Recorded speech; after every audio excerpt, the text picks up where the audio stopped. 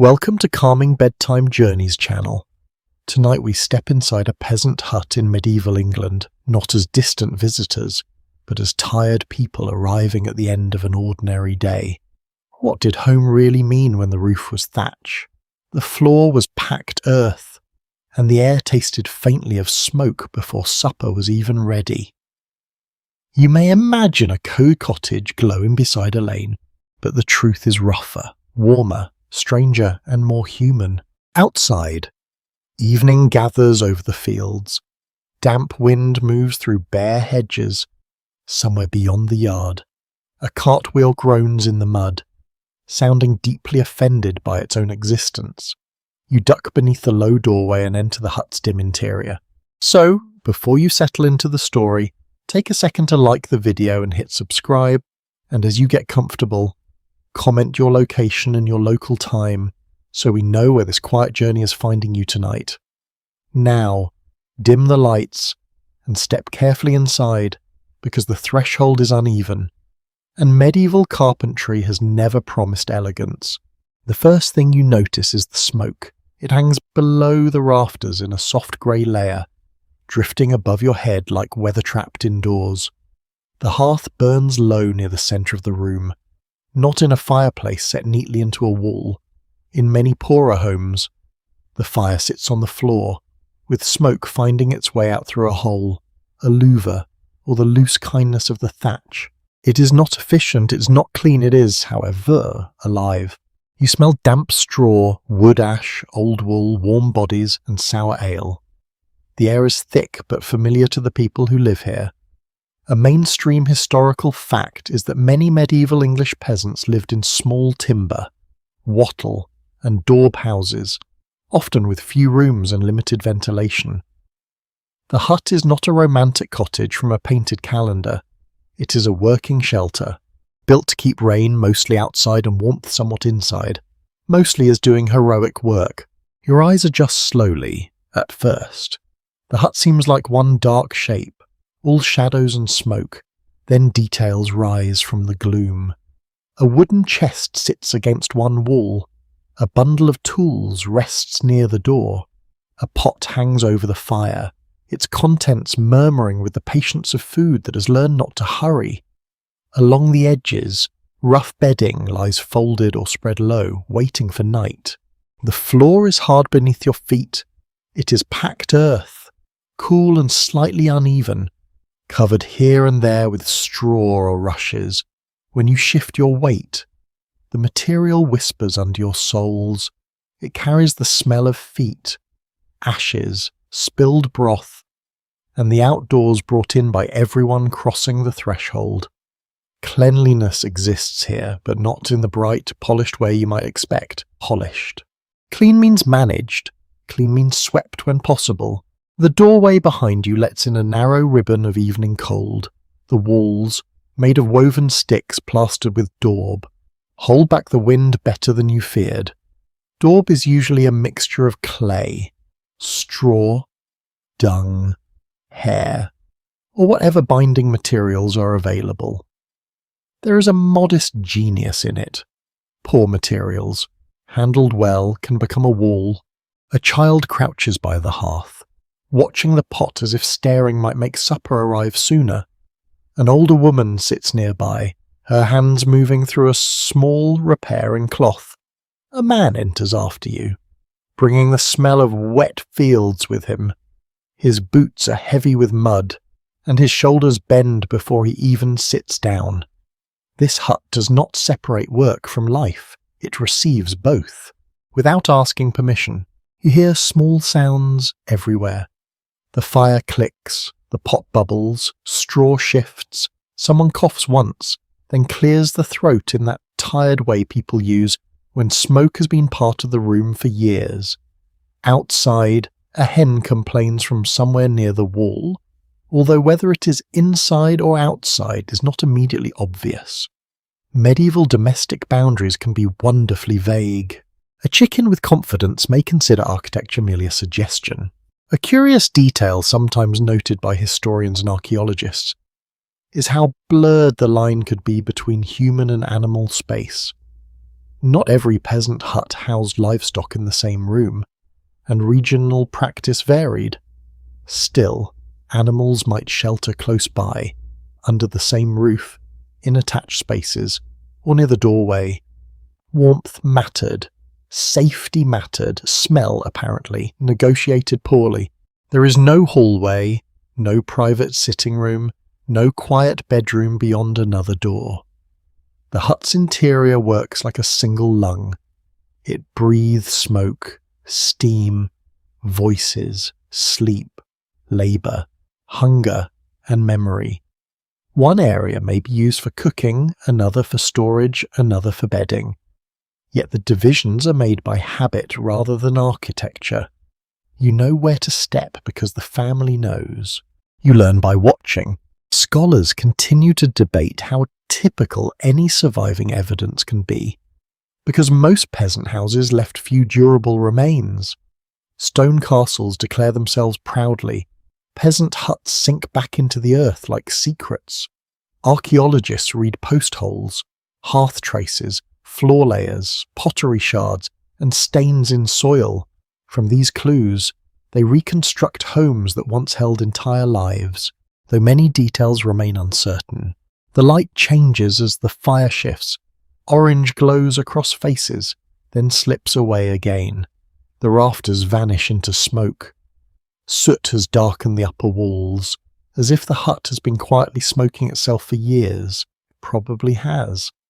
A few objects catch your attention because there are so few of them. A knife, a bowl, a spindle, a stool, polished by use. A gust presses against the wall. The thatch rustles overhead. Dry in some places, damp in others. For a moment, the room listens with you. Then conversation resumes softly, because wind is not news unless it finds a way in. Someone stirs the pot. Steam rises with the smell of beans, greens, oats, or whatever the season has allowed. Your stomach answers before your manners do. You sit low, near the warmth, and feel the floors chill through your legs. Smoke pricks your eyes. The wool at your shoulder smells of rain and work. The hut is cramped, but it's not empty of tenderness. A child leans against a parent. The older woman folds the cloth and pauses to warm her fingers. The man near the door exhales slowly, letting the room take some weight from him. Outside, darkness settles over the village paths. Inside, the hut glows like a small coal under a lid of smoke. It is uncomfortable, smoky, crowded, and stubbornly alive. You've stepped into a place where survival is not dramatic most evenings. It is repetitive. It is practical. It is someone remembering to cover the embers, mend the wall, stir the pot and close the door against the cold. And as the first night deepens above the thatch, you stay beside the hearth, listening to the low sounds of a medieval home doing what it must do. It shelters, it smokes, it creaks, it keeps the darkness outside just enough. The wall beside you looks simple at first, almost too humble to deserve attention, yet the longer you sit near the hearth, the more you begin to understand its quiet cleverness.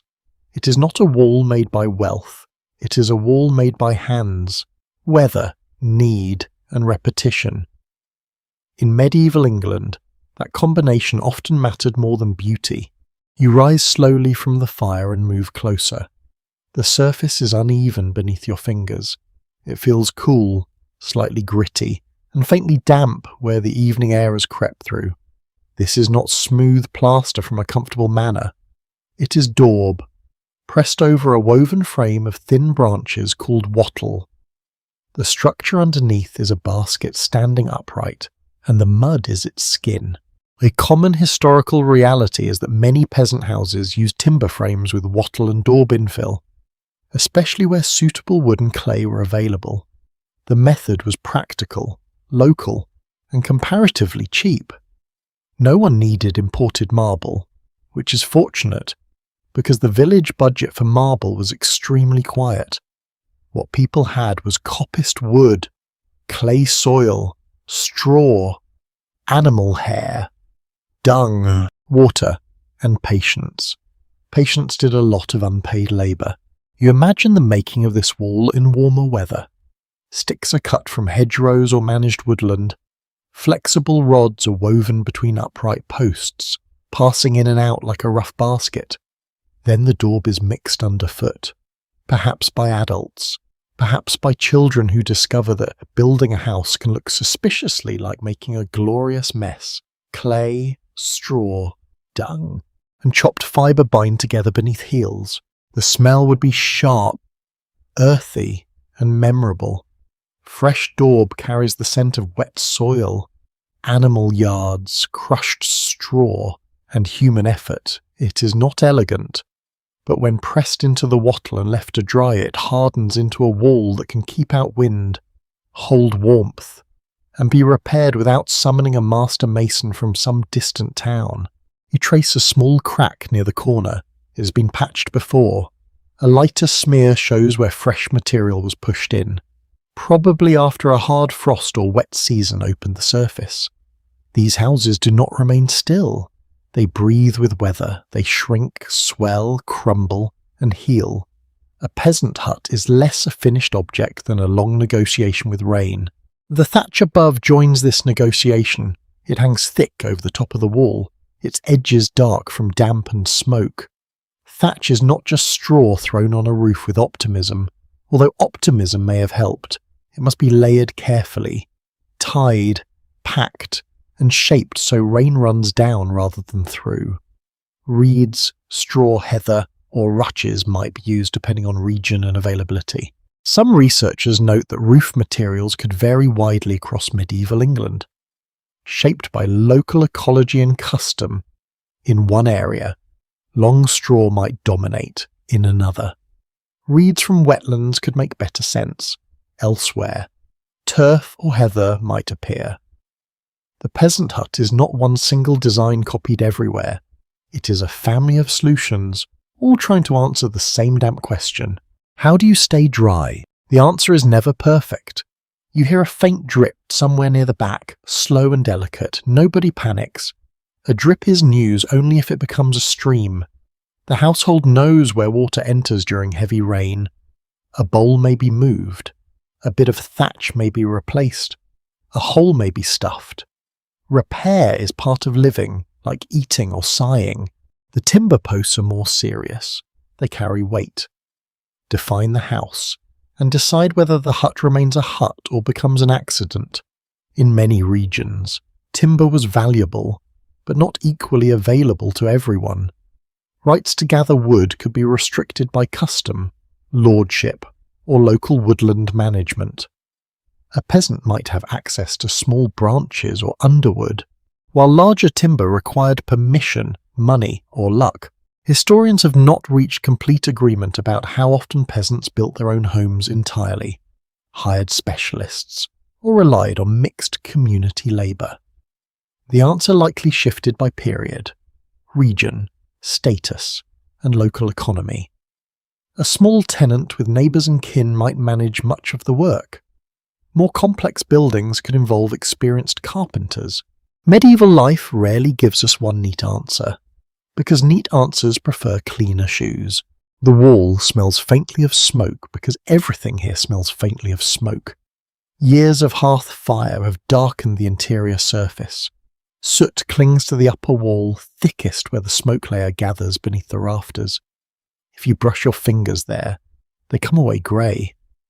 The hut has been writing its history in ash, one supper at a time. Outside, the wind presses again.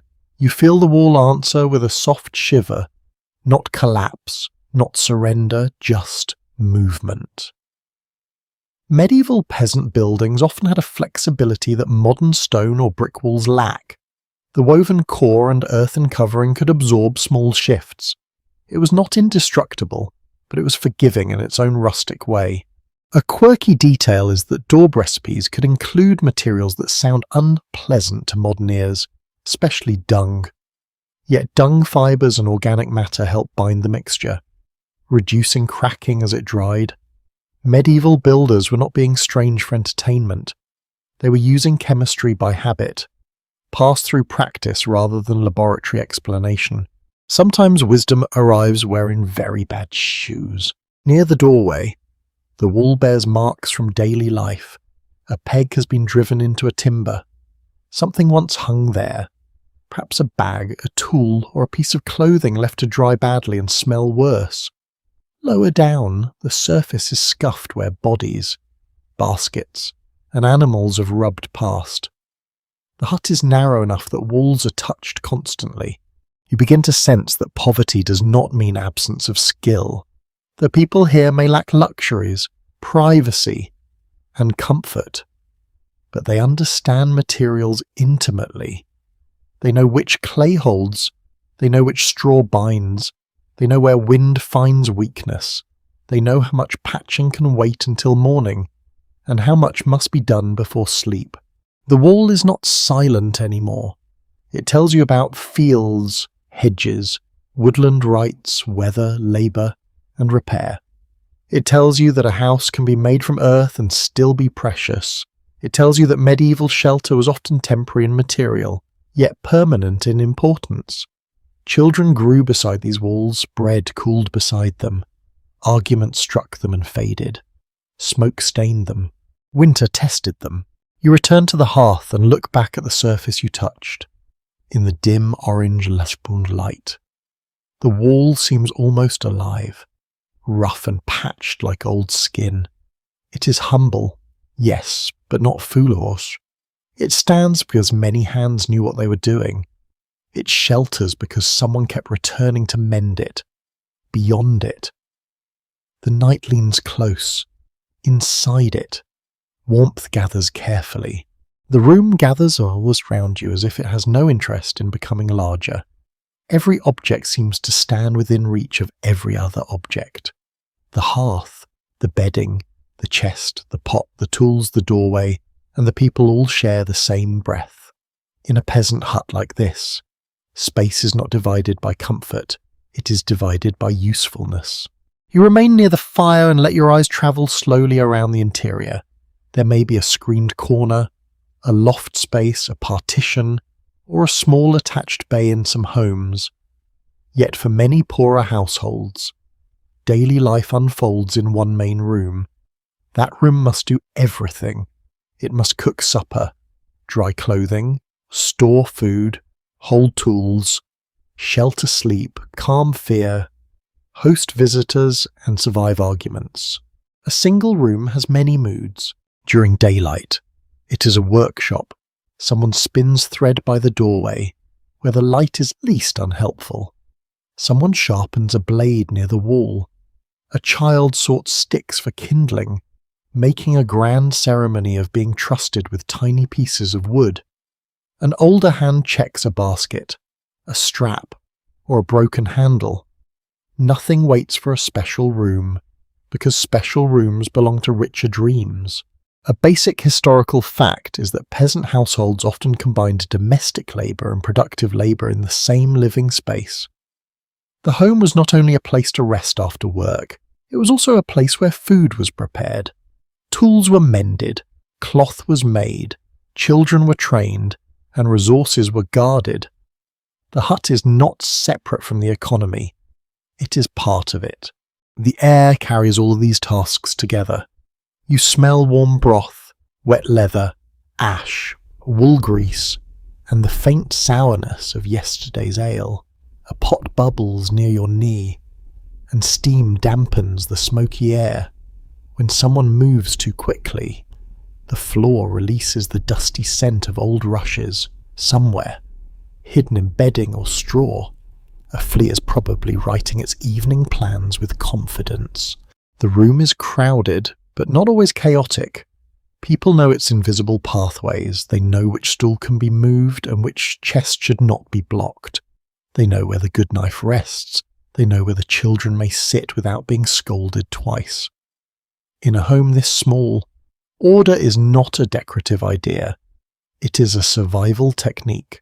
You notice a wooden chest against the wall. It may hold clothing, linen, tools, savoured grain, or objects too precious to leave exposed. Furniture is limited, but that does not mean unimportant.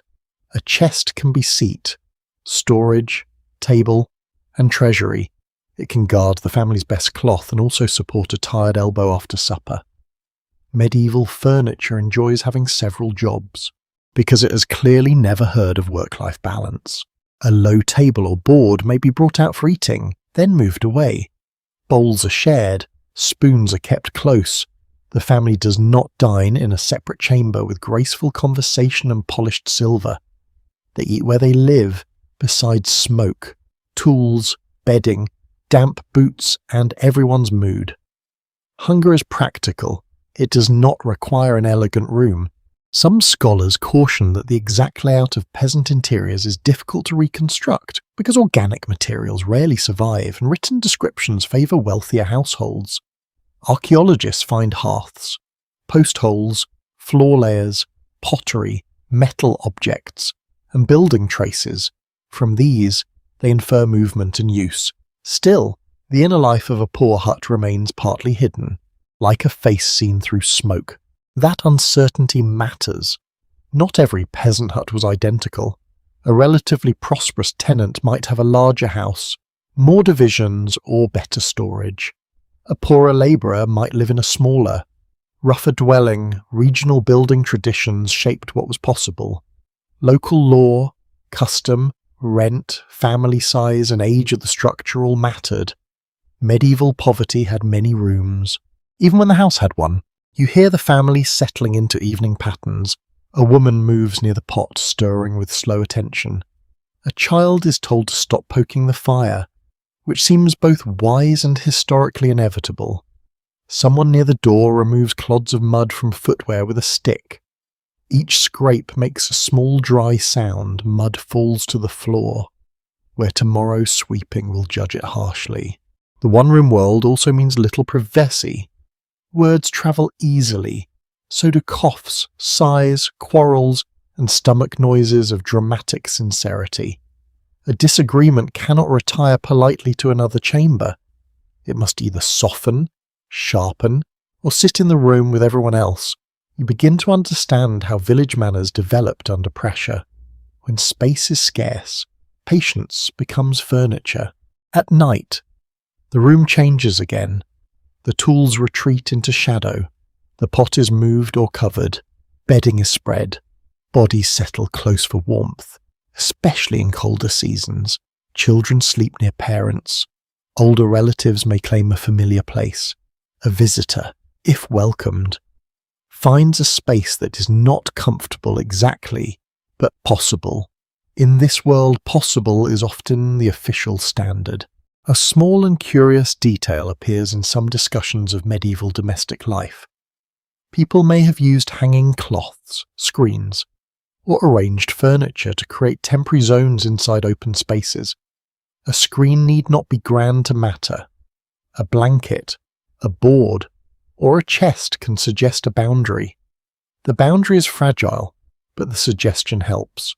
Humans have always been talented at pretending a corner is private. The sounds become softer as the fire lowers. Ash shifts inward with a powdery sigh. The thatch above creaks in the wind. Someone murmurs a last instruction. A bowl is set down with careful restraint, because waking a tired household isn't an unpopular sport. The smoky layer hangs above you, darker now, while the lower air cools around your hands. You feel the closeness of the room not only as discomfort, but as knowledge. Everyone knows who is restless. Everyone knows who is hungry. Everyone knows when the roof leaks, when the grain runs low, when the baby coughs, and when the old stool finally gives up pretending to be reliable. The hut keeps few secrets from its own people, and yet this crowded room also protects them. It gathers heat from bodies and fire, keeps tools within reach. It holds food, memory, and routine in one smoky shell. The single room may feel cramped to you, but to them it is mapped with years of use. Every object has a place, even when that place looks accidental. You sit quietly as the household prepares for sleep. The day has not ended so much as folded itself inward. Work, hunger, warmth, irritation, care, and fatigue lie down together beneath the same roof. The one-room world breathes around you, close and smoky, full of small sounds. It is not spacious, it is not gentle, but it is home, and tonight that must be enough. The fire at the centre of the room feels less like an object and more like a presence you're expected to respect. It is not tucked away safely behind stonework or glass. It sits openly on the packed earth, surrounded by stones, ash, and careful habit. Everyone in the hut orbits it in one way or another, as if it quietly organises the household without ever speaking. You shift closer and feel the warmth reach your hands first, then your face, then slowly the rest of you. Heat in a medieval peasant hut is not evenly distributed. It arrives in layers, like news carried across fields. Near the hearth it is almost too intense. A few steps away it becomes memory. Near the walls it disappears completely and leaves only cold air waiting patiently. A commonly accepted historical point is that the central hearth was the primary source of heat and cooking in many rural English homes during the medieval period. It was not just a place for warmth, but also the centre of food preparation, light, and social gathering. In simple households, it defined the rhythm of the entire day, from first flame to last ember. You notice how carefully the fire is treated. No one throws wood in carelessly. Fuel is not infinite here. Each branch has been gathered, carried, and chosen. Some pieces are thin and dry, meant to catch quickly, others are thicker, meant to hold heat through the night. Every addition is a decision about the future temperature of the room. Smoke curls upward in slow layers, thickening beneath the rafters before escaping through gaps in the roof. It stings your eyes slightly, then fades, then returns again with the shifting air. You realize that breathing here is partly negotiation. The hut does not fully clear the smoke, it shares it.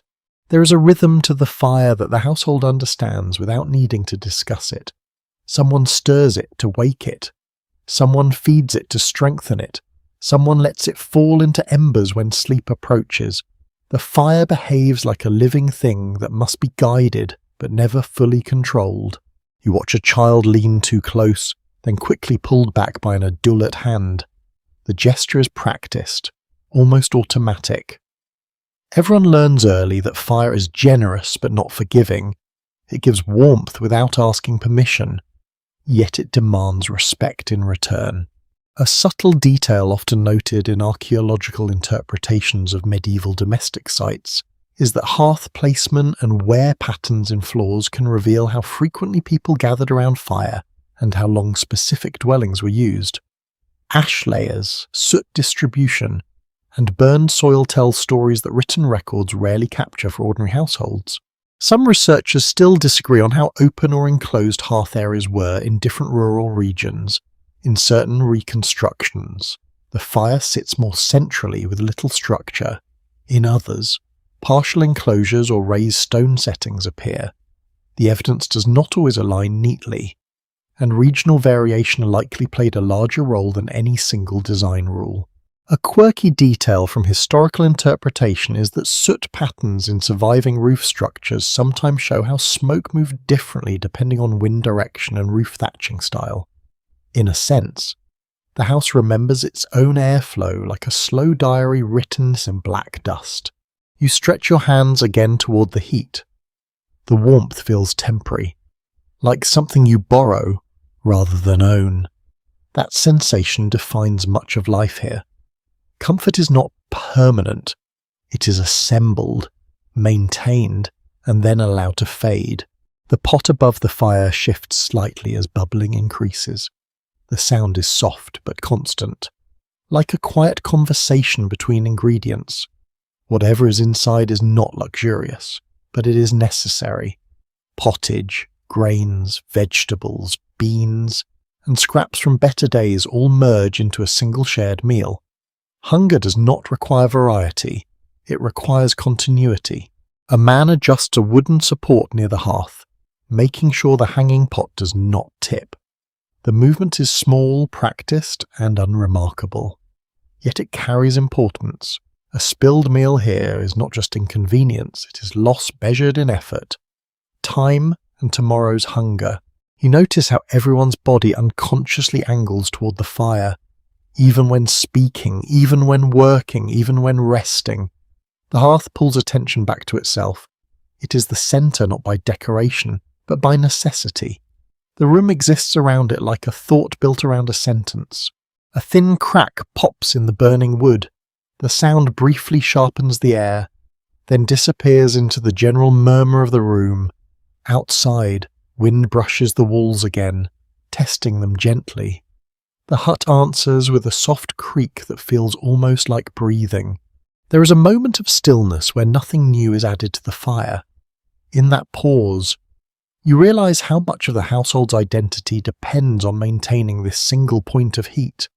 Without it, the room would collapse into cold darkness very quickly. With it, everything becomes survivable. You begin to understand why fire is often described in historical sources with reverence or fear. It is not symbolic in an abstract sense. It is practical power sitting in the middle of daily life. It cooks food, dries clothes, lights the dark, warms bodies, and occasionally destroys what is careless enough to ignore it. The evening deepens further outside. Inside, the fire becomes more settled. Turning from bright flame into glowing coals, the light softens, shifting from active orange to quieter red tones. Shadows lengthen across the walls, then slowly soften as the room prepares for rest. Someone adds one final piece of wood, not enough to restart the fire fully, but enough to keep it alive through the night. This is a careful decision, balancing fuel against Nembab's need. Too much wood burns away resources, too little allows cold to creep in before morning. You remain near the edge of the warmth, feeling the difference between fire and absence of fire with increasing clarity. It is not just temperature, it is mood, safety, and time itself condensed into light. The household begins to settle more fully. Voices lower, movement slow, the fire continues its steady work, less dramatic now, more patient. It will stay like this through the night, watched or half-watched, trusted to survive until dawn, and in that quiet. You realize the hearth is not simply where people gather. It is what allows the gathering to exist at all.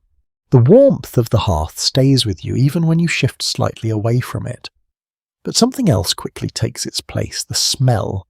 It arrives gently at first, then settles into everything without asking permission. In this hut, scent is not background, it is structure.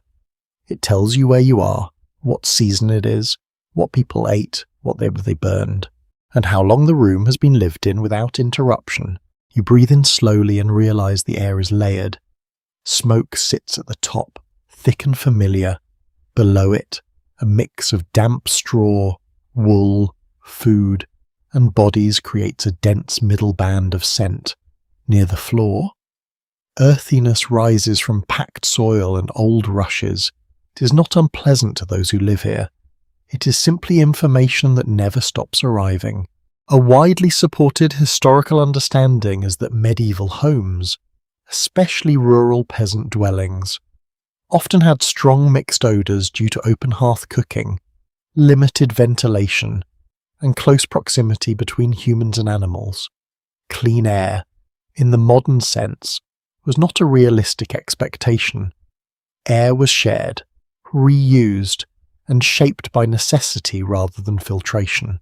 You notice how quickly your senses adjust. At first, everything feels overwhelming.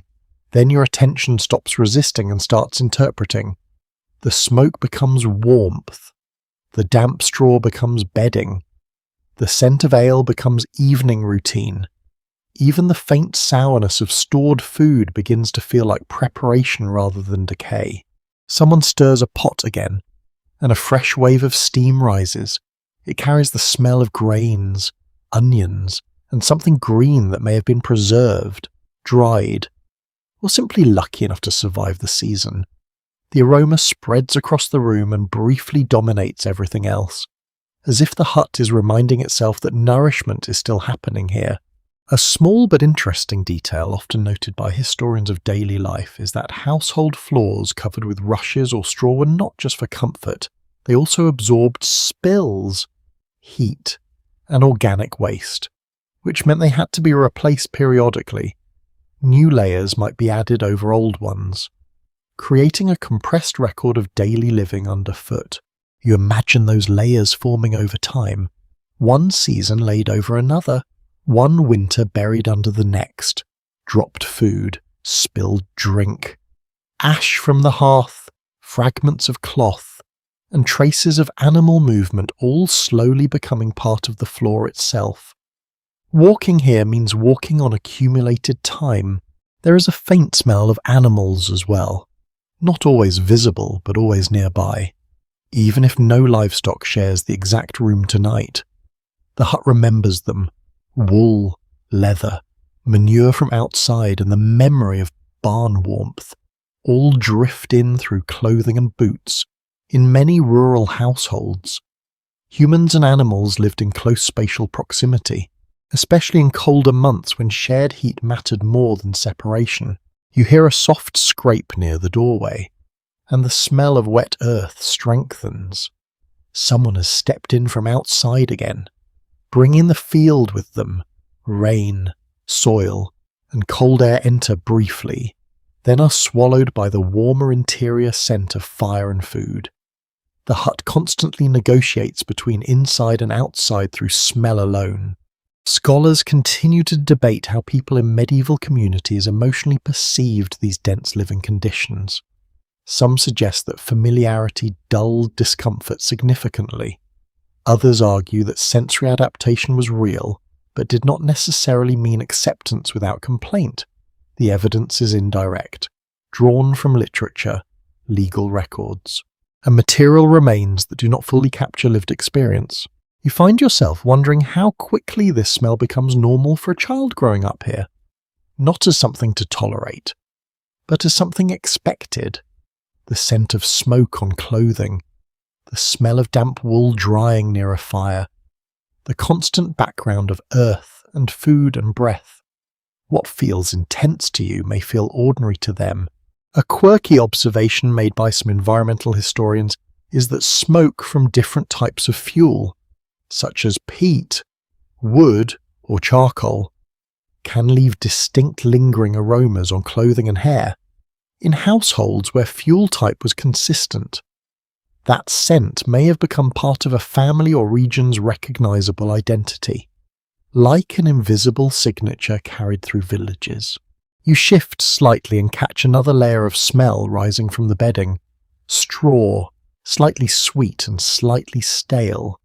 Wool blankets that have absorbed warmth from many bodies.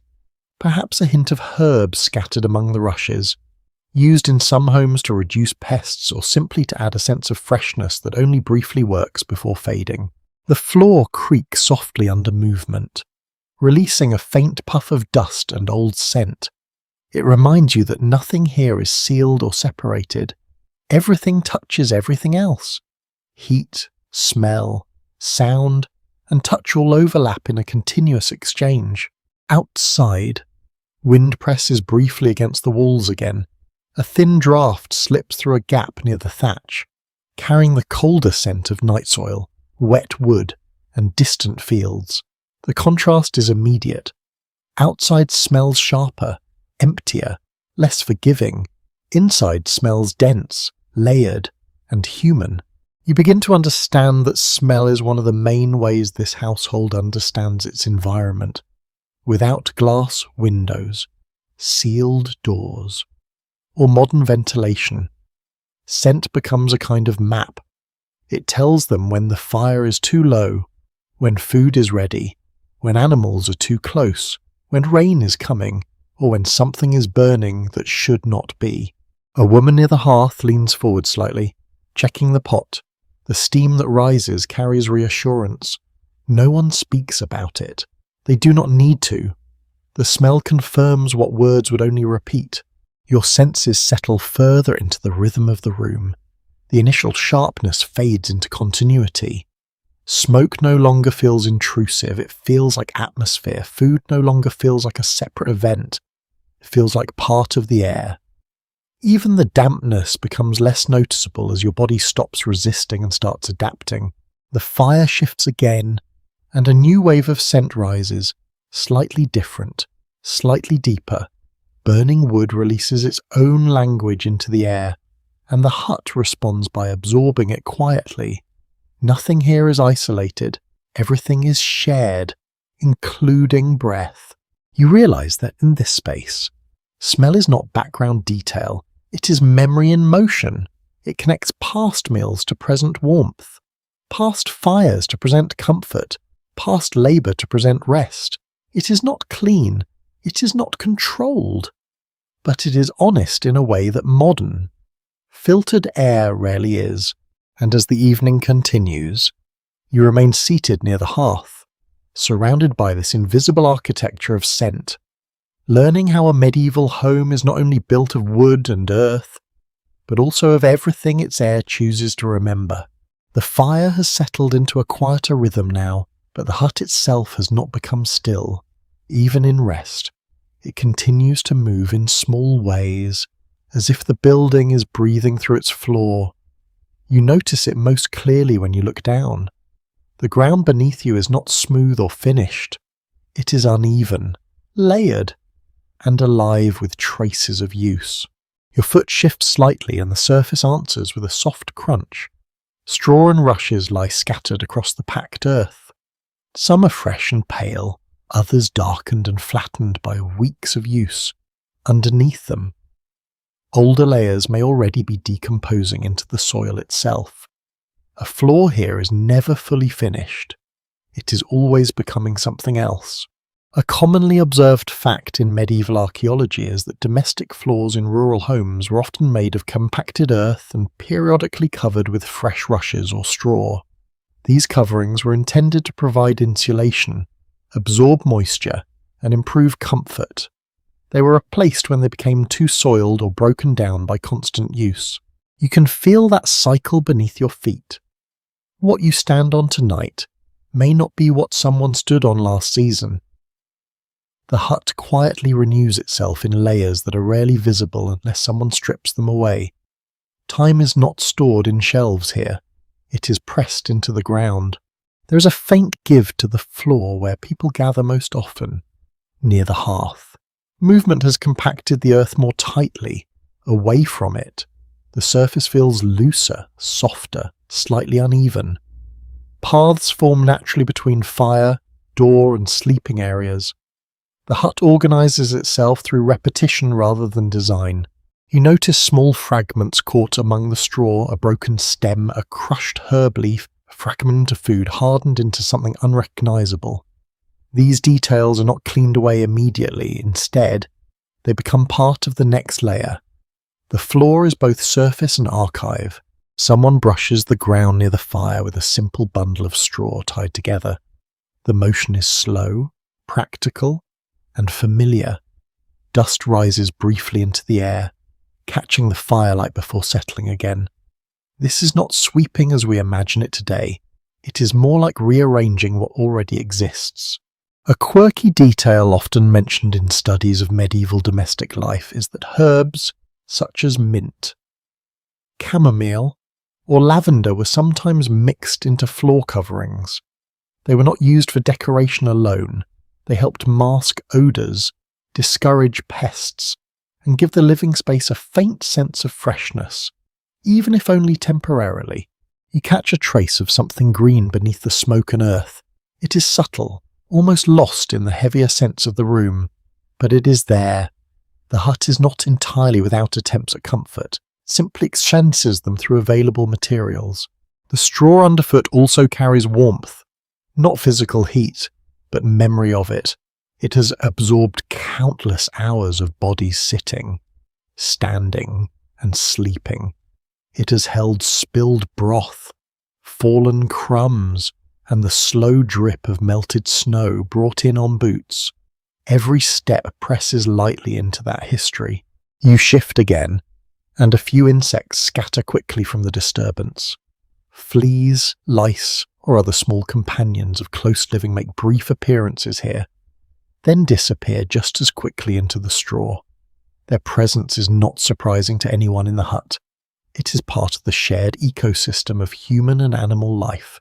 Historians still debate how much effort was made in different regions to manage pests within domestic spaces.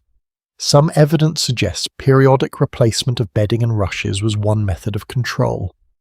Other interpretations suggest that tolerance levels were higher than modern standards, shaped by necessity rather than preference. A low sound comes from the corner where someone adjusts bedding. Straw rustles softly, and a blanket is pulled closer. The floor beneath it compresses further, marking another small change in the hut's surface. Nothing here remains unchanged for long. You notice how the straw also muffles sound. Footsteps become quieter. Small movements lose their sharp edges. The floor absorbs noise almost as effectively as it absorbs spills and debris. In a way, it softens life itself, making everything slightly less abrupt. The hearth crackles again, and a tiny piece of ash drops onto the ground. It lands without ceremony and is quickly absorbed into the layered surface. Tomorrow, it will be indistinguishable from everything else that has fallen there before. Outside, wind moves across the land. Inside, the floor continues its quiet accumulation. The hut does not separate cleanliness from dirt in the strict way modern spaces might. Instead, it manages a constant negotiation between use and decay, renewal and accumulation. You begin to understand that what feels unclean is actually structured continuity. Nothing is wasted entirely. Everything is repositioned, reused, or slowly returned to the earth it came from. Even the floor participates in this cycle without complaint. A child shifts in sleep nearby, and the straw beneath them rustles softly. The sound is gentle, almost comforting. It suggests warmth held close to the ground. In colder seasons, that closeness matters more than appearance or order. Survival often chooses softness over precision. The hut settles deeper into night rhythm. Movement becomes rare, the fire dims further. The floor, however, continues its silent work. It receives every trace of life without distinction, holding it for a time before letting it become something else. You remain aware of it beneath you, not as dirt, but as layered time, compressed and softened by countless ordinary days. It is not clean in any modern sense, but it is alive in a way that polished surfaces rarely are. And as you sit near the fading warmth of the hearth, you realize the ground itself is part of the household, carrying memory in every step and every pause. The fire is now lowered into a bed of glowing coals, and the hut begins to change character again. What was once a shared space of movement and conversation slowly transforms into something closer to a resting shell. The shift is subtle at first, voices soften, hands slow. The rhythm of the room bends towards sleep without announcing it. You notice bedding being arranged along the edges of the room. There are no separate bedrooms waiting beyond a door. Instead, sleeping places are created each night and dissolved each morning. Straw, folded cloth, and rough blankets are laid out in familiar positions. Everyone knows where they belong, not because of walls, but because of repetition. Many historical reconstructions suggest that medieval peasant households often slept communally in the same main room used for cooking and work. Privacy, in the modern sense, was rare. Space was shared not only for warmth but also for safety, especially during colder seasons when isolation could be dangerous. You watch as the family settles into these sleeping arrangements with practiced ease. One person claims a spot near the dying warmth of the hearth. Another stretches out closer to the wall where drafts are weaker. Children are placed between adults, not only for comfort but also for protection against the cold that seeps through thatch and earth. The bedding is simple, a combination of straw-filled sacks, coarse blankets, and worn cloth. Everything carries weight from previous nights. Nothing feels newly made. Even rest here has a history. You lower yourself carefully onto a shared sleeping space. The ground is not soft, but it is familiar to those who live here. Over time, bodies shape the surface just as the surface shapes the bodies. A hollow forms where someone sleeps regularly. A slight rise marks where straw has been replenished more often. The air is quieter now, but not empty. You hear the subtle sounds of breathing, shifting, and the occasional creak of wood adjusting to temperature changes. Outside, the wind presses gently against the walls, testing them in a slow, repetitive rhythm. Inside, the hut responds with small sounds of its own, like a living thing settling into rest. A child stirs briefly, then settles again after a hand rests lightly on their shoulder. The gesture is automatic, practiced, and reassuring. In a shared sleeping space, touch becomes part of safety rather than intimacy. Presence replaces distance. You become aware of how close everyone is, not uncomfortably so, but inevitably. Warmth is shared by proximity, in winter especially.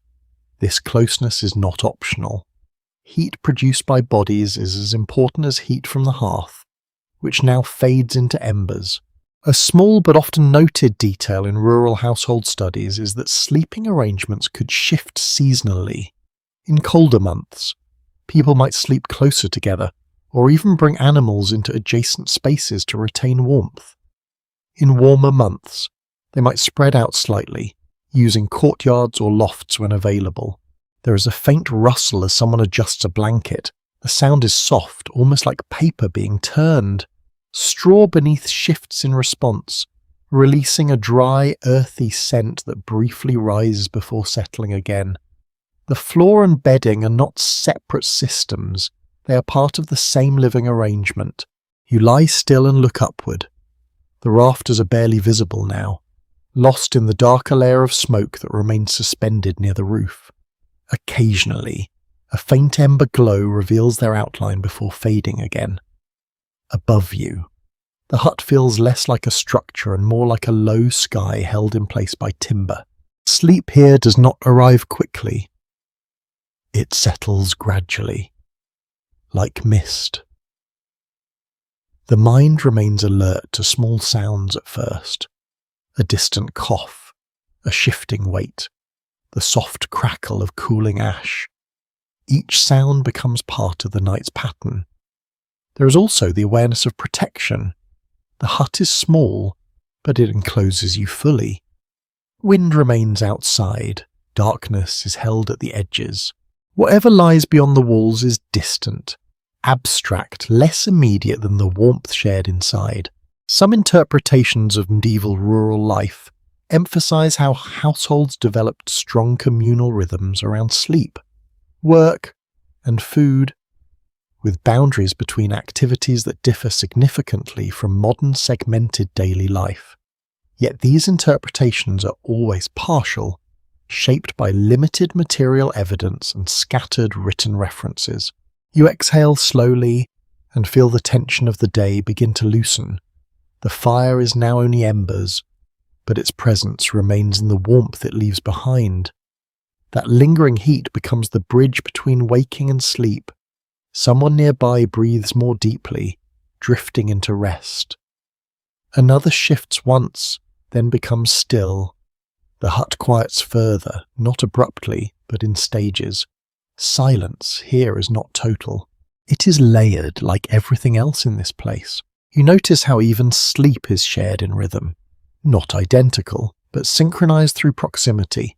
One person's movement influences another's rest. The hut becomes a single breathing system, slow and uneven, but unified. Outside, the wind eases slightly. Inside, the last visible glow of the hearth fades into dull red points.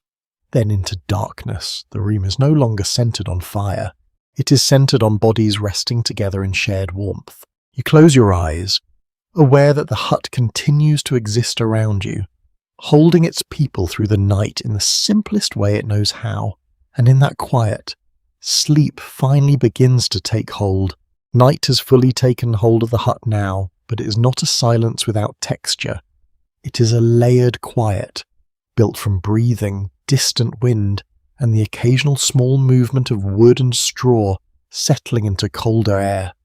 The fire is nearly gone, reduced to a few dim points that glow like memories refusing to disappear completely. You remain half aware, drifting in that in-between state where sleep has not yet claimed you, but the world is already slowing down. In the softened awareness, you begin to notice something else about the space around you. The hut is not only shared by people.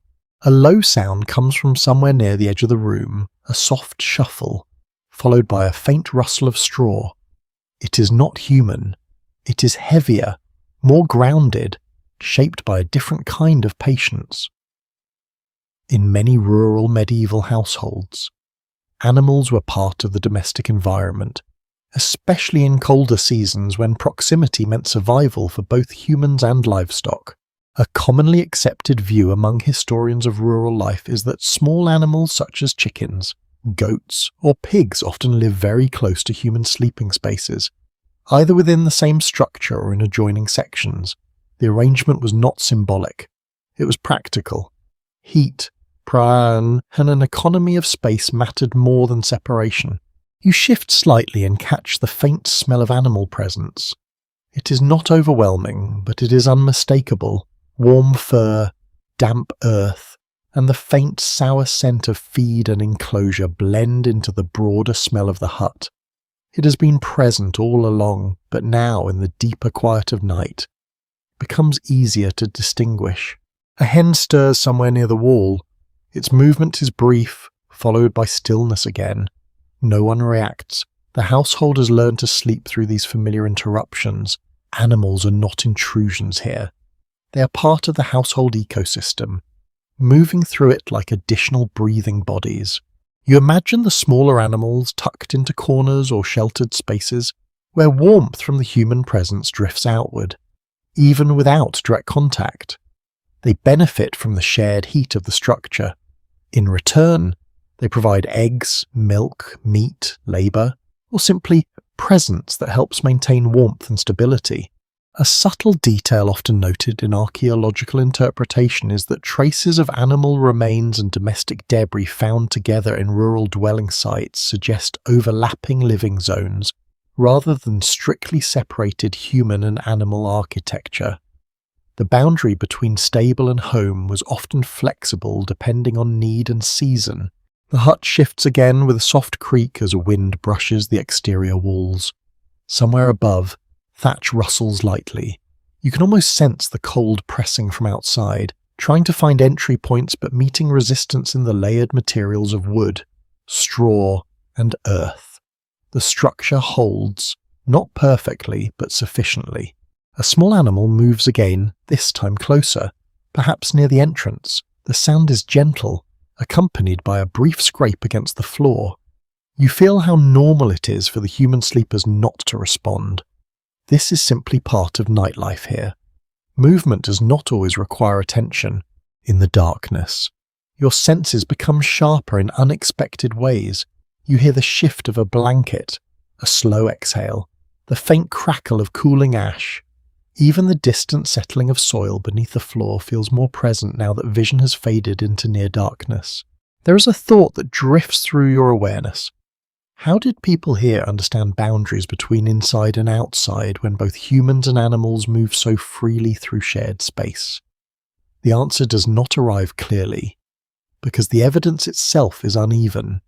Some households may have been more structured, others more fluid.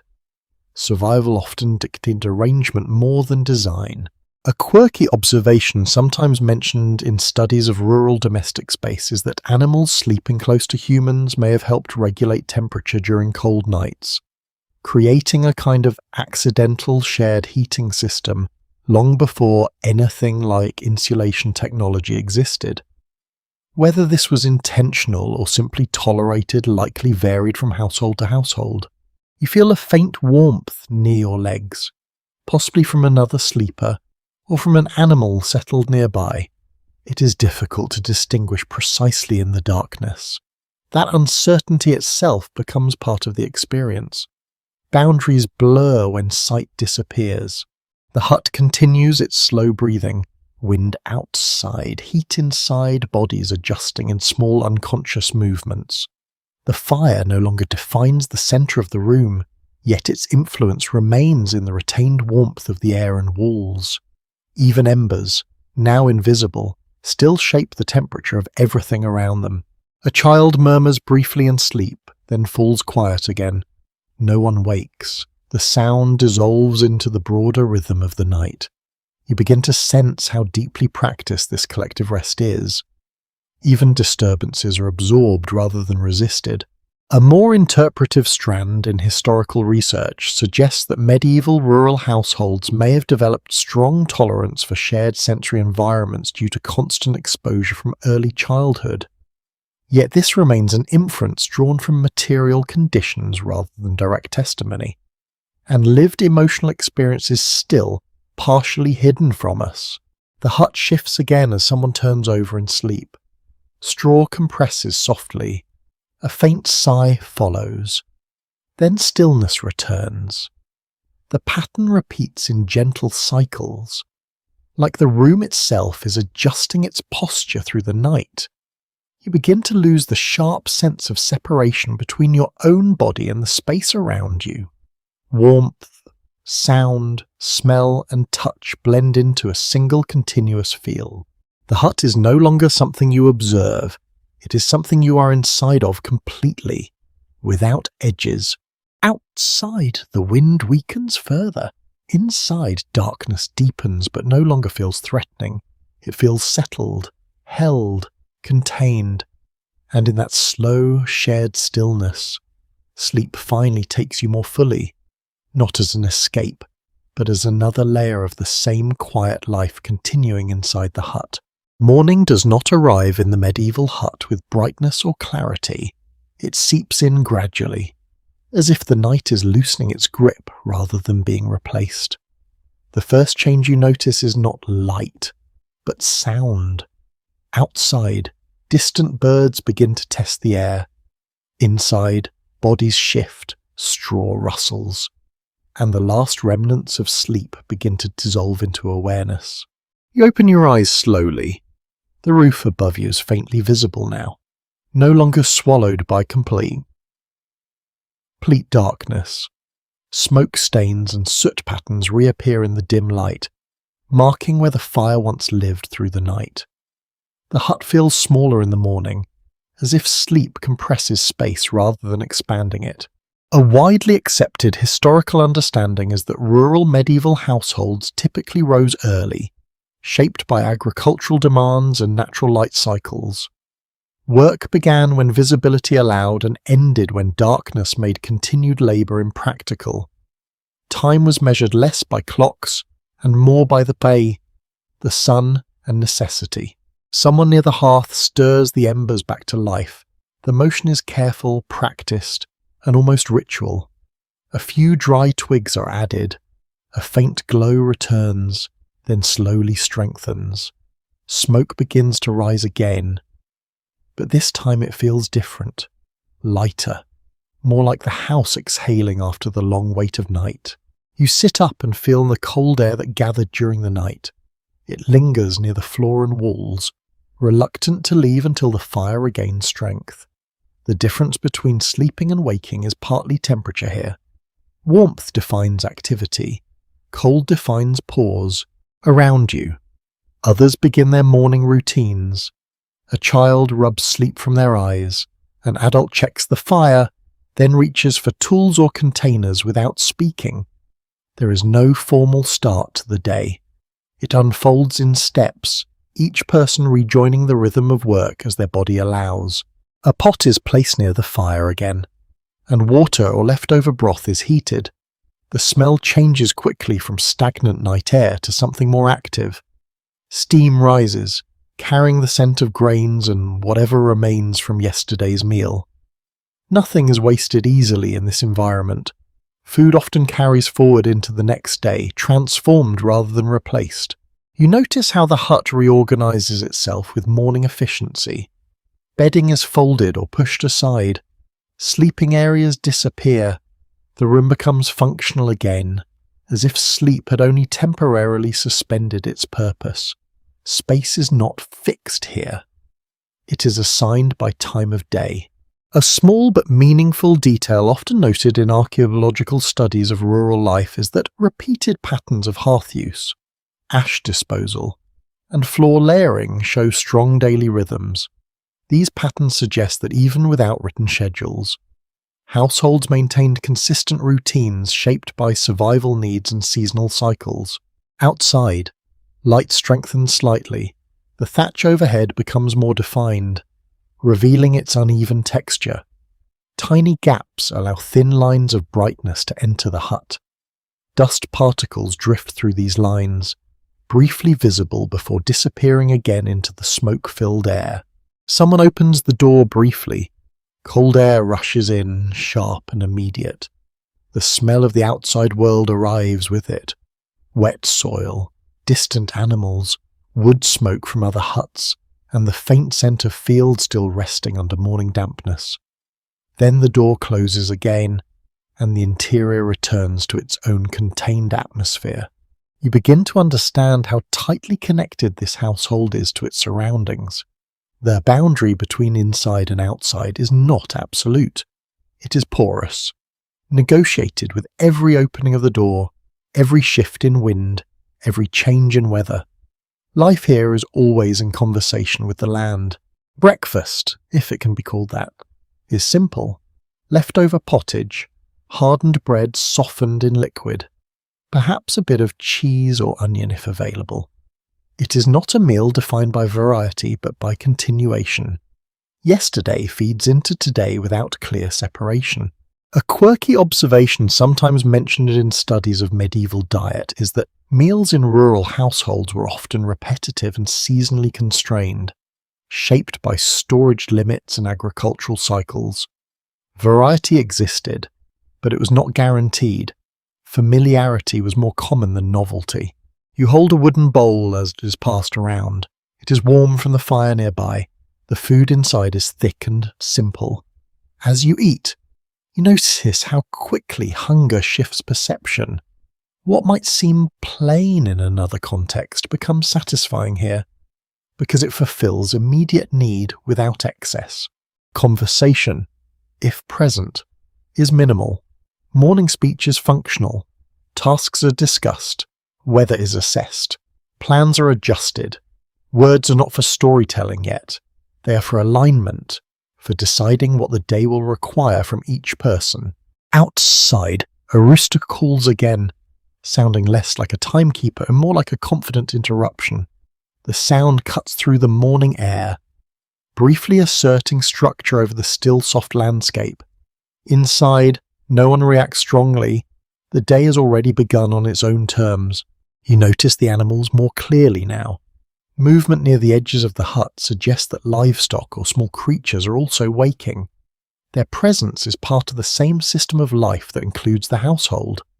Warmth, food, labour, and survival extend beyond human boundaries. A more interpretive strand in historical research suggests that medieval rural households functioned as integrated units of production where domestic life and agricultural work were deeply intertwined. Yet this remains an interpretation built from fragmented evidence rather than complete records of lived experience. The fire is now strong enough to stabilize the room. Warmth spreads again, pushing back the lingering cold. Shadows shift upward and soften. The hut becomes livable in a new way, no longer a space of sleep but of action. You stand and feel the change in posture around you. Bodies are no longer horizontal and resting. They are vertical, ready, oriented towards tasks. The same space that held sleep now holds work without needing to change structure. Someone hands you a simple tool or object, and you realize how quickly responsibility returns. There is no long transition between rest and labor. The rhythm of the hut moves directly from night to necessity. And as morning fully settles into the walls, you understand that in this world, dawn is not a dramatic arrival. It is a gradual return to obligation, warmth, and shared survival. The hut is fully awake now, but it no longer feels like the same place that held you through the night. Morning changes not only the light, but the meaning of space itself. Where there was sleep, there is now motion. Where there was silence, there is now the soft coordination of tasks beginning again. You notice how quickly the household divides into roles without any formal announcement. One person tends the fire, another prepares food. Someone checks supplies near the wall. A child is directed towards small tasks that feel simple but necessary. Work does not arrive as a single event. It unfolds as recognition. A well-supported understanding of medieval rural life suggested that labour within peasant households was deeply continuous, blending domestic duties with agricultural responsibility. Cooking, cleaning, childcare, textile work, and food preparation were not separate categories. They overlapped constantly within the same shared space. You watch a woman move with practiced familiarity between hearth and storage chest. Her hands do not pause between actions. She stirs a pot, checks a container, adjusts a cloth, then returns to the fire. Nothing about this movement is rushed, yet nothing is idle either. Efficiency here is shaped by repetition, rather than urgency. The smell in the room has shifted again. Smoke remains, but it is lighter now, joined by the scent of reheated food and damp wood warming again. Morning air carries a different tone. It is less heavy than night, less enclosed, more open to movement. You notice how many tasks involve fire in some form. Heating water, softening food, drying cloth, warming hands, and preparing materials all depend on its presence. The hearth is not only the centre of the room, but the centre of productivity itself. A small but interesting detail often observed in studies of rural household economies is that many essential skills were transmitted informally within the home. Children learned by watching, then by doing, rather than through structured instruction. Knowledge moved through repetition and proximity. You see this in the way a child is handed a simple object and shown how to hold it properly. There are no elaborate explanations, just demonstration, correction, and acceptance. Learning is embedded in daily action, not separated from it. Near the doorway, someone adjusts footwear and prepares to step outside. The outside world is no longer distant. It is part of the day's work. Fields, animals, wood gathering, water collection, and seasonal labour all extend the household beyond its walls. You begin to understand that the hut is not the limit of life here. It is the starting point. Work expands outward from it and returns to it in cycles. The house is both shelter and command centre for survival. A subtle observation from archaeological interpretation is that wear patterns in rural dwelling floors often show directional movement from hearth to door and back again. These patterns suggest repeated daily routines that structured movement even without written schedules or formal planning. You follow the flow of movement yourself, from fire to edge of room, from storage to preparation area, from sitting space to standing work. The hut quietly organizes behavior through its layout, guiding people without needing instruction. A woman kneels near a container and begins sorting items with careful attention. Her hands move slowly, separating useful from unusable, prepared from unprepared. Nothing here is thrown away casually. Every object has potential value, even when worn or broken. You notice how silence and speech alternate throughout the morning. Conversation appears briefly when coordination is needed, then fades again into practical focus. Words are tools here, used sparingly and precisely. Outside, the world is brighter now. Light filters through the thatch in uneven patterns. Dust and smoke drift through these beams, giving the air a visible structure. The hut feels less enclosed than it did at night, even though its walls have not changed. You hear distant sounds from beyond the hut. Other households waking, animals moving, tools striking wood or stone. The village is not a separate collection of homes, but a shared rhythm of similar routines unfolding at slightly different moments. A quirky detail sometimes noted by researchers Studying rural economies is that many peasant households operated on overlapping cycles of production, where food preparation, tool repair, and textile work were continuous rather than scheduled in strict phases. Time was flexible but not unstructured. You feel this flexibility in the way tasks shift without clear transitions. One action flows into another. Nothing is marked by ceremony. Even important work begins quietly, almost unnoticed until it is already underway. The hearth continues to anchor everything. Even as activity spreads across the room, movement always returns to it. It is the source of heat, but also of coordination. People orbit it without the thinking, adjusting their paths around its presence. You take a moment to observe your own place within this rhythm. You are no longer only watching, you're participating, even in stillness. Your attention follows the same patterns as the room itself, moving between fire, people, objects, and sound. Morning settles deeper into the hut. The day has not announced itself loudly, but it has fully arrived. Work continues, steady and unremarkable, shaped by need rather than instruction. And in that steady motion, you begin to see how life here is built not from moments of rest or crisis, but from the quiet continuity of ordinary labour shared in the same small space. The rhythm of the hut shifts again as the morning moves further into full activity. What felt like a shared domestic space only moments ago now feels divided by invisible lines of responsibility. The fire continues its steady work at the centre, but attention has already spread outward, following the paths that lead beyond the doorway. You notice a man preparing himself near the entrance. His movements are slower than the others, shaped by the weight of early labour. Boots are adjusted, clothing is checked, tools are gathered with practiced efficiency. There is no ceremony in leaving. Work outside the hut is not separate from life inside it. It is simply another direction of the same existence. A broadly supported interpretation of medieval rural labour patterns suggests that many peasant men spent large portions of their time engaged in agricultural work tied to seasonal demands.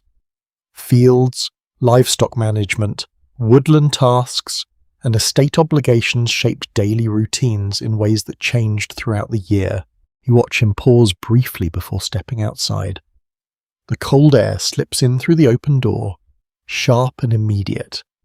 It carries the scent of wet soil, distant smoke, and early morning frost that has not yet surrendered to sunlight. Inside, the warmth of the hut pushes back against it, creating a brief collision of environments. Then he is gone. The door closes, and the hut settles again, though it feels slightly emptier, not in a physical sense, but in tone. One thread of activity has extended outward, leaving the interior more focused on what remains: food preparation, household maintenance, and the quieter forms of labour that continue indoors. You observe how the remaining figures adjust without comment. This adjustment is not dramatic, it is habitual. Tasks shift slightly. Attention redistributes. The hut compensates for absence in small, efficient ways. A child is guided toward a simple chore, perhaps carrying small items or assisting with sorting materials. There is no sense of formal instruction, only repetition of what has been seen before. Learning happens through participation rather than explanation. A woman near the hearth continues preparing food with steady movements. The pot has become more active again, warmed and stirred, releasing a familiar scent of grains and vegetables. Steam rises in thin layers, blending with the lingering smoke above. A commonly recognised aspect of rural medieval life is that women's labour within the household often combined food production, textile work, childcare, and management of domestic resources.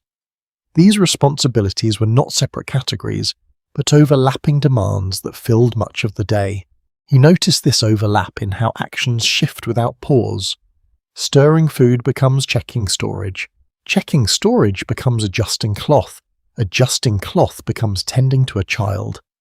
The boundaries between tasks remain fluid, shaped by necessity rather than schedule. Near the wall, someone begins mending an object. The motion is small but precise. Thread passes through fabric with steady repetition. Each pull tightens not only the material but also the continuity of household maintenance. Nothing here is discarded easily. Repair is as important as creation. A subtle detail often mentioned in archaeological interpretations of domestic spaces is that textile tools and fragments found in rural dwellings suggest constant, small-scale production of clothing and household materials. This work rarely stops entirely. It simply moves between moments of other activity. You sit quietly and observe how sound defines the space now. The crackle of fire, the soft scrape of tools, the occasional murmur of speech, and the faint movement of feet on straw create a layered soundscape. Nothing is loud, but everything is present. The hut feels more open than it did at night, even though its structure has not changed. Light from outside filters in more clearly, revealing textures that were previously hidden. Smoke still hangs near the roof, but it is thinner now, less dense, more diffuse. You realize how strongly the presence or absence of certain people shapes the emotional tone of the space. When one person leaves for outside labor, the hut does not become silent. Instead, it rebalances itself around remaining activities. Life continues in adjusted form. A quirky observation sometimes made in studies of rural domestic rhythm is that households often operated like distributed systems, where multiple tasks occurred simultaneously across limited space, yet still maintained coherence through shared routine and physical proximity. You begin to feel that coherence directly, even without explicit coordination. Movements align, someone reaches for something just as another places it down. Conversation emerges only when needed, then fades back into quiet focus. Outside, faint sounds continue to drift in through the doorway. The world beyond the hut is active, but distant. Inside, everything remains centered around the hearth and the slow coordination of indoor labor. You notice how the hut itself seems to encourage efficiency. Its small size, limited storage, and shared space reduce the possibility of delay. There is little room for separation between intention and action. Tasks are performed when they are needed, not when they are convenient. A more interpretive line of historical thinking suggests that such environments may have shaped not only economic behavior, but also cognitive patterns of organization, though this remains an area of ongoing discussion rather than settled conclusion. For now, what is clear is the immediacy of action. Nothing waits for perfect conditions. Work begins when materials are available, when time allows, and when necessity demands it. The hearth continues to anchor everything, even as attention moves outward toward absent workers and external fields. The fire remains the reference point to which all activity eventually returns, and in that steady balance between departure and return, the hut continues its quiet mourning, shaped equally by those who stay and those who have gone out into the cold daylight. The hut feels different when children are the focus of its movement. The rhythm becomes less rigid, more uneven, as if the space itself adjusts to smaller bodies and shorter attention spans. You notice how sound changes first. It becomes lighter, more fragmented, filled with small interruptions rather than continuous labor. A child sits near the hearth, not fully awake yet, watching embers shift as if they're still deciding whether morning is real. Another moves slowly across the straw-covered floor, stopping often, distracted by objects that adults no longer see as interesting. In this environment, curiosity is not separate from survival, it is simply less controlled. A widely supported view in studies of medieval rural households is that children were integrated early into daily labor routines. They were not excluded from workspaces. Instead, they grew into them gradually, learning through observation and repetition rather than formal instruction. You watch a small hand reach for a bundle of straw, then hesitate. then continue as if testing permission from the world itself. There is no sharp boundary between play and task here. A task may begin as play, and play may quietly become useful work without anyone naming the transition. The fire crackles softly, and the child near it leans closer, then is gently redirected by an adult hand. The gesture is not harsh. It is habitual. Fire is familiar, but never fully safe. Everyone in the hut learns this early, often through small corrections like this one. You notice how the children are constantly in motion. Even when still, feet shift, fingers touch surfaces. Eyes follow movement across the room. The hut is both playground and a workplace, depending on how closely you look. A subtle detail often mentioned in archaeological interpretations of domestic life is that smaller tools, fragments of toys, and modified household objects found in rural settlements suggest that children's presence shaped the material environment more than written records alone might imply. You see this reflected in the way objects are placed lower, closer to reach. Storage is not strictly divided by age, but by practicality. If something is needed, it is kept accessible. If it is dangerous, it is placed higher or further away. The hut organizes safety through habit rather than design. A child is given a simple task, perhaps carrying small items or sorting material near the hearth. The instruction is brief, almost casual. There is no expectation of perfection, only participation in this space. Contribution matters more than precision. You begin to notice the emotional texture of the room shifting as well. It is less heavy than at night, less focused on endurance. There is movement, occasional faint laughter, and moments of distraction that break the monotony of labour. Even hardship here contains pockets of lightness. A quirky observation sometimes made by historians of childhood is that medieval children likely experienced a blended world of work and play that modern categories struggle to separate cleanly. What appears as labour could contain elements of learning and play at the same time. You see this in how a child repeats a small action simply because it produces a satisfying result. Not efficiency, but repetition. Not obligation, but imitation. The line between enjoyment and instruction is thin and constantly shifting. Near the hearth, an adult continues preparing food while occasionally correcting or guiding the child's movements. The interaction is brief and practical. There is no extended explanation. Knowledge is transferred through presence and correction, not through long instruction. You notice how children are rarely idle for long. Even when resting, they are positioned near activity. The hut does not isolate them. It surrounds them with ongoing tasks so that learning is continuous and unavoidable. Outside, faint sounds drift in from the village. Other households are now fully awake, and the collective rhythm of labour is expanding beyond this single hut.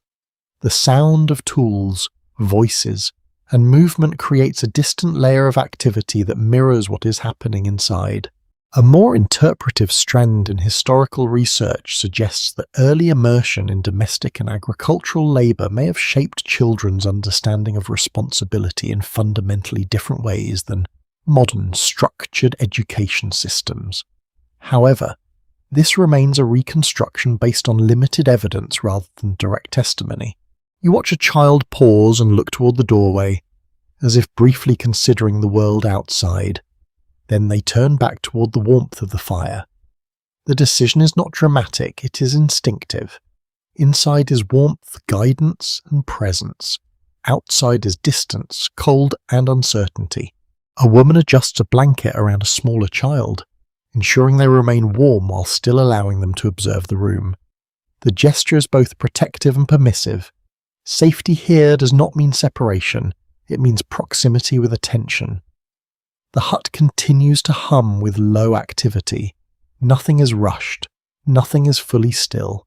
Children move through this rhythm like small currents within a larger flow, occasionally disrupting it, often learning from it, always becoming part of it. You begin to understand that childhood in this space is not a separate stage insulated from adult life. It is a gradual merging into it, shaped by constant exposure rather than gradual isolation, and as the morning continues, the hut remains a place where learning, labour, and daily survival are not divided, but gently braided together in the same smoky air. The morning has fully established itself now, yet the hut does not feel bright in the way modern rooms might. Even daylight here is filtered, softened, and slightly uncertain as it passes through thatch and soak. The air carries both activity and memory of the night that just ended. You notice a subtle change in temperature first. The hearth is active again, but the warmth has not yet fully reached the edges of the room. Cold still lingers near the floor and along the walls, refusing to leave quickly. The hut is always slightly behind the weather, reacting rather than controlling. As the day continues, attention shifts outward once more. Those who stayed inside during early morning tasks begin to prepare for work beyond the hut. Tools are gathered, clothing is adjusted, simple provisions are set aside. Movement becomes more purposeful, less domestic, more directional. A well-established understanding of rural medieval life suggests that seasonal labour heavily structured daily routines, especially in agricultural communities. Tasks were not evenly distributed throughout the year. Instead, they intensified or eased depending on planting cycles, harvest periods, livestock needs, and weather conditions. You watch a figure pause briefly near the doorway, looking outside before stepping into the brighter air.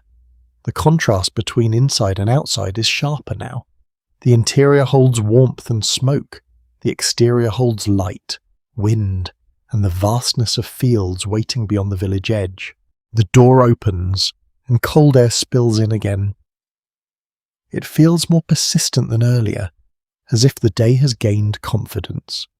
Inside, the fire responds by flaring slightly, as though resisting the intrusion.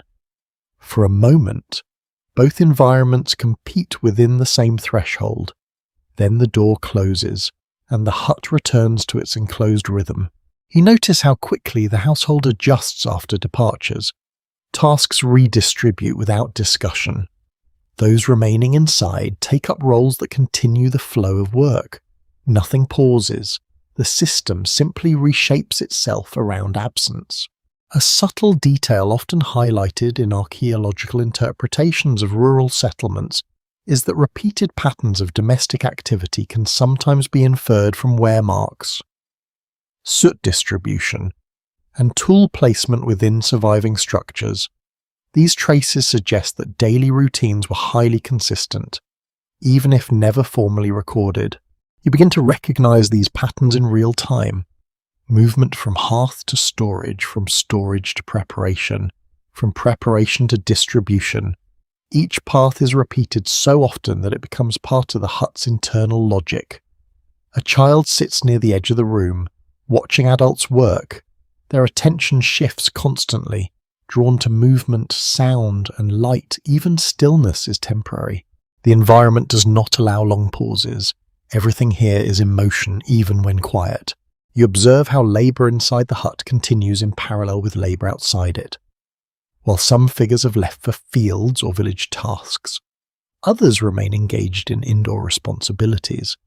The household operates as a distributed system, connected by shared purpose rather than shared location. A nuanced strand in historical interpretation suggests that medieval rural households functioned as integrated economic units, where domestic production and agricultural labour were inseparable parts of the same survival structure. However, the exact balance of roles likely varied widely between regions and families. Inside, a woman continues working with steady focus, handling food preparation and household maintenance at the same time. Her movements are not divided into categories. They are continuous, flowing from one action into another without pause. You notice how tools are never far from reach. Everything essential is kept within a small radius of the hearth or the main working area. This proximity reduces wasted movement. Efficiency here is shaped by space itself, rather than planning in the modern sense. A faint sound comes from outside again, not voices this time, but the distant rhythm of activity across the village. It blends into the background of the hut like another layer of weather. Life beyond the walls mirrors life within them in structure, if not in detail. You become aware of how deeply the hut is tied to its surroundings. Nothing inside it is truly independent. Fuel comes from outside, food comes from outside, materials, tools, and labour all connect back to fields, forests, and neighbouring homes. A small observation often made in rural archaeology is that domestic sites rarely show signs of complete self-sufficiency in isolation.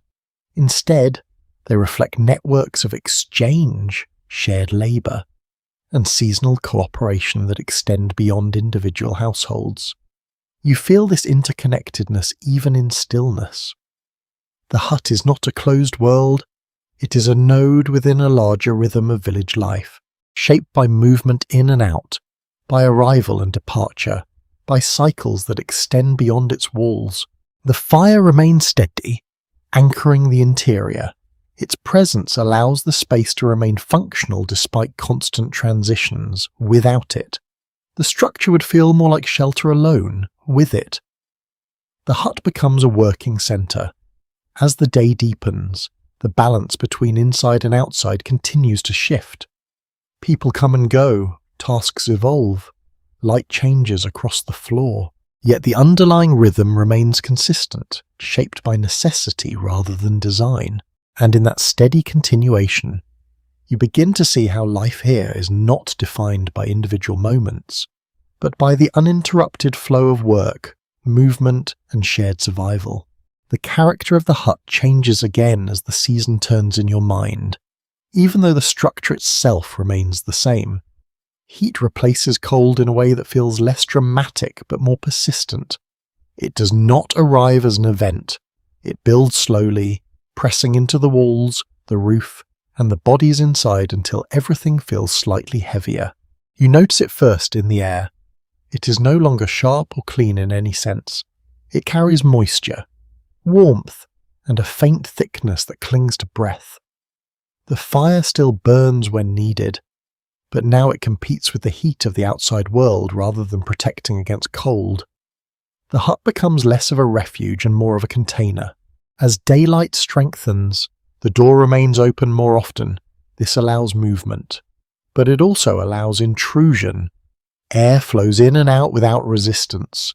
With it comes sound, scent, and something more persistent that quickly becomes impossible to ignore. Insects. They appear gradually at first, then in increasing numbers. A few flies circle near the food. Others gather around damp corners or the remains of stored ingredients. They move with confidence, as if the hut is simply another part of the landscape they are entitled to explore. A widely recognised aspect of pre-modern rural life is that warmer seasons significantly increase the presence of insects in domestic spaces, particularly where food storage, livestock proximity, and limited ventilation created ideal conditions for them. Their presence was not unusual, it was expected. You wave a hand instinctively near your face, though it does little to change anything. The movement only briefly shifts the air before it returns to its previous state.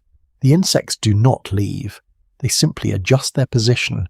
The heat presses further into the hut as the day continues. Straw on the floor feels drier, but also more brittle. The air carries a mix of smoke residue, sweat, and the faint sourness of stored food that has begun to warm beyond its ideal state. Nothing is spoiled outright, yet everything feels closer to change. You notice how the household adapts without complaint. Food is covered more often. Cloth is used to shield containers. Hands move more quickly when handling ingredients. The rhythm of work becomes slightly more reactive, responding to small annoyances rather than just planned tasks.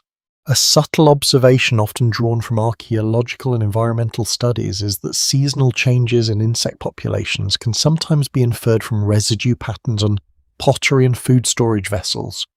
These traces suggest that households developed informal strategies to manage pests long before any standardized methods existed. You watch as a woman places a cloth over a bowl near the hearth. The action is simple but deliberate. It is not about perfection, it is about reducing exposure for as long as possible.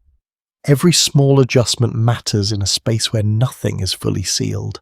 A child near the wall swats at a fly, then quickly loses interest and returns to watching the room. Insects are not treated as extraordinary. They are simply part of the environment that must be endured. Attention moves around them rather than focusing on them. The sound of the hut shifts slightly in summer. There is more movement at the edges, more opening and closing of the door, more external noise drifting in. The interior feels less enclosed, as if the structure is constantly negotiating with the outside air. You become aware of sweat more clearly now, both your own and others. It is not dramatic, but it is constant. It changes how clothing sits on the body, how people move, how long they remain in one position. Comfort becomes less about warmth and more about airflow. A quirky detail sometimes noted in studies of medieval domestic environments is that certain herbs or plants were occasionally used inside homes not only for scent, but also in attempts to discourage insects. The effectiveness of these methods likely varied, but their use reflects an ongoing effort to manage an unavoidable presence. You notice faint plant-like scents mixed into the heavier air. They do not eliminate the insects, but they add another layer to the sensory environment, as if the household is constantly trying to renegotiate its boundaries with nature. The fire is used less frequently now. When it is active, it adds to the heat rather than providing comfort. Its role shifts from center of warmth to center of necessity. Cooking still requires it, but its presence is more carefully timed. Outside, the brightness of the day feels almost aggressive in comparison to the interior. Sunlight floods the open doorway whenever it swings wide. The contrast between interior shade and exterior glare makes the hut feel momentarily darker each time the door closes again. You observe how movement slows slightly in the heat. Tasks continue, but with less urgency. People pause more often, adjust positions, seek cooler spots near the floor or doorway. Even rest becomes strategic, chosen for its relative comfort rather than its duration. A more interpretive line of historical thinking suggests that seasonal discomforts such as heat and insects likely shape daily rhythms as much as labour demands, influencing when people worked, rested, or moved between spaces, yet the evidence remains indirect, reconstructed from environmental and material clues rather than detailed personal accounts. Flies gather again near the food, and someone gently waves them away with a cloth. The motion is repetitive, almost rhythmic, as if the act itself is part of daily work now. The boundary between managing the household and managing the environment becomes less distinct. You notice how children respond differently than adults. They react more directly, more visibly, yet also adapt faster. What is irritating at first becomes background quickly. The hut teaches tolerance through repetition, not explanation. The air near the floor feels slightly cooler, and you find yourself noticing it more often. People instinctively move closer to these small variations in temperature, adjusting posture and position in search of relief. The structure of the hut offers no solutions, only gradients of discomfort. Outside, the world continues in full brightness. Inside, life continues in layered shade and heat. The two environments remain connected through open doors and shifting air, never fully separated. And in this warm, insect-filled stillness, you begin to understand that survival here is not only about enduring cold, but also about negotiating the persistent pressure of heat, movement, and life that never stops surrounding the home. Evening arrives differently in a hut like this compared to modern expectations of sunset as a clear boundary. There is no sudden transition, no sharp closing of the day. Instead, light simply begins to lose confidence. It softens, thins, and drifts its away through the thatch until the interior slowly becomes its own separate world again. You notice the change first in the corners of the room. Shadows deepen there before they do anywhere else, gathering quietly around stored objects and sleeping spaces that are not yet in use. The hearth becomes more important as everything else begins to fade. Its glow is not bright, but it is decisive. A well-established understanding of medieval rural life is that artificial lighting sources were limited, expensive, or time-consuming to produce, which meant households relied heavily on firelight, rushlights, or small candles when available. Darkness was not avoided, it was managed. You watch as someone prepares a simple light source near the hearth. It is not elaborate, it is practical. A small flame is encouraged, not for brilliance but for function. It extends activity just long enough to finish tasks that cannot be left for morning.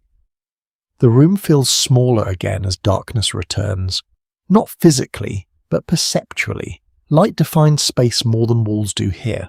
When light weakens, edges soften, and the hut becomes less about structure and more about atmosphere.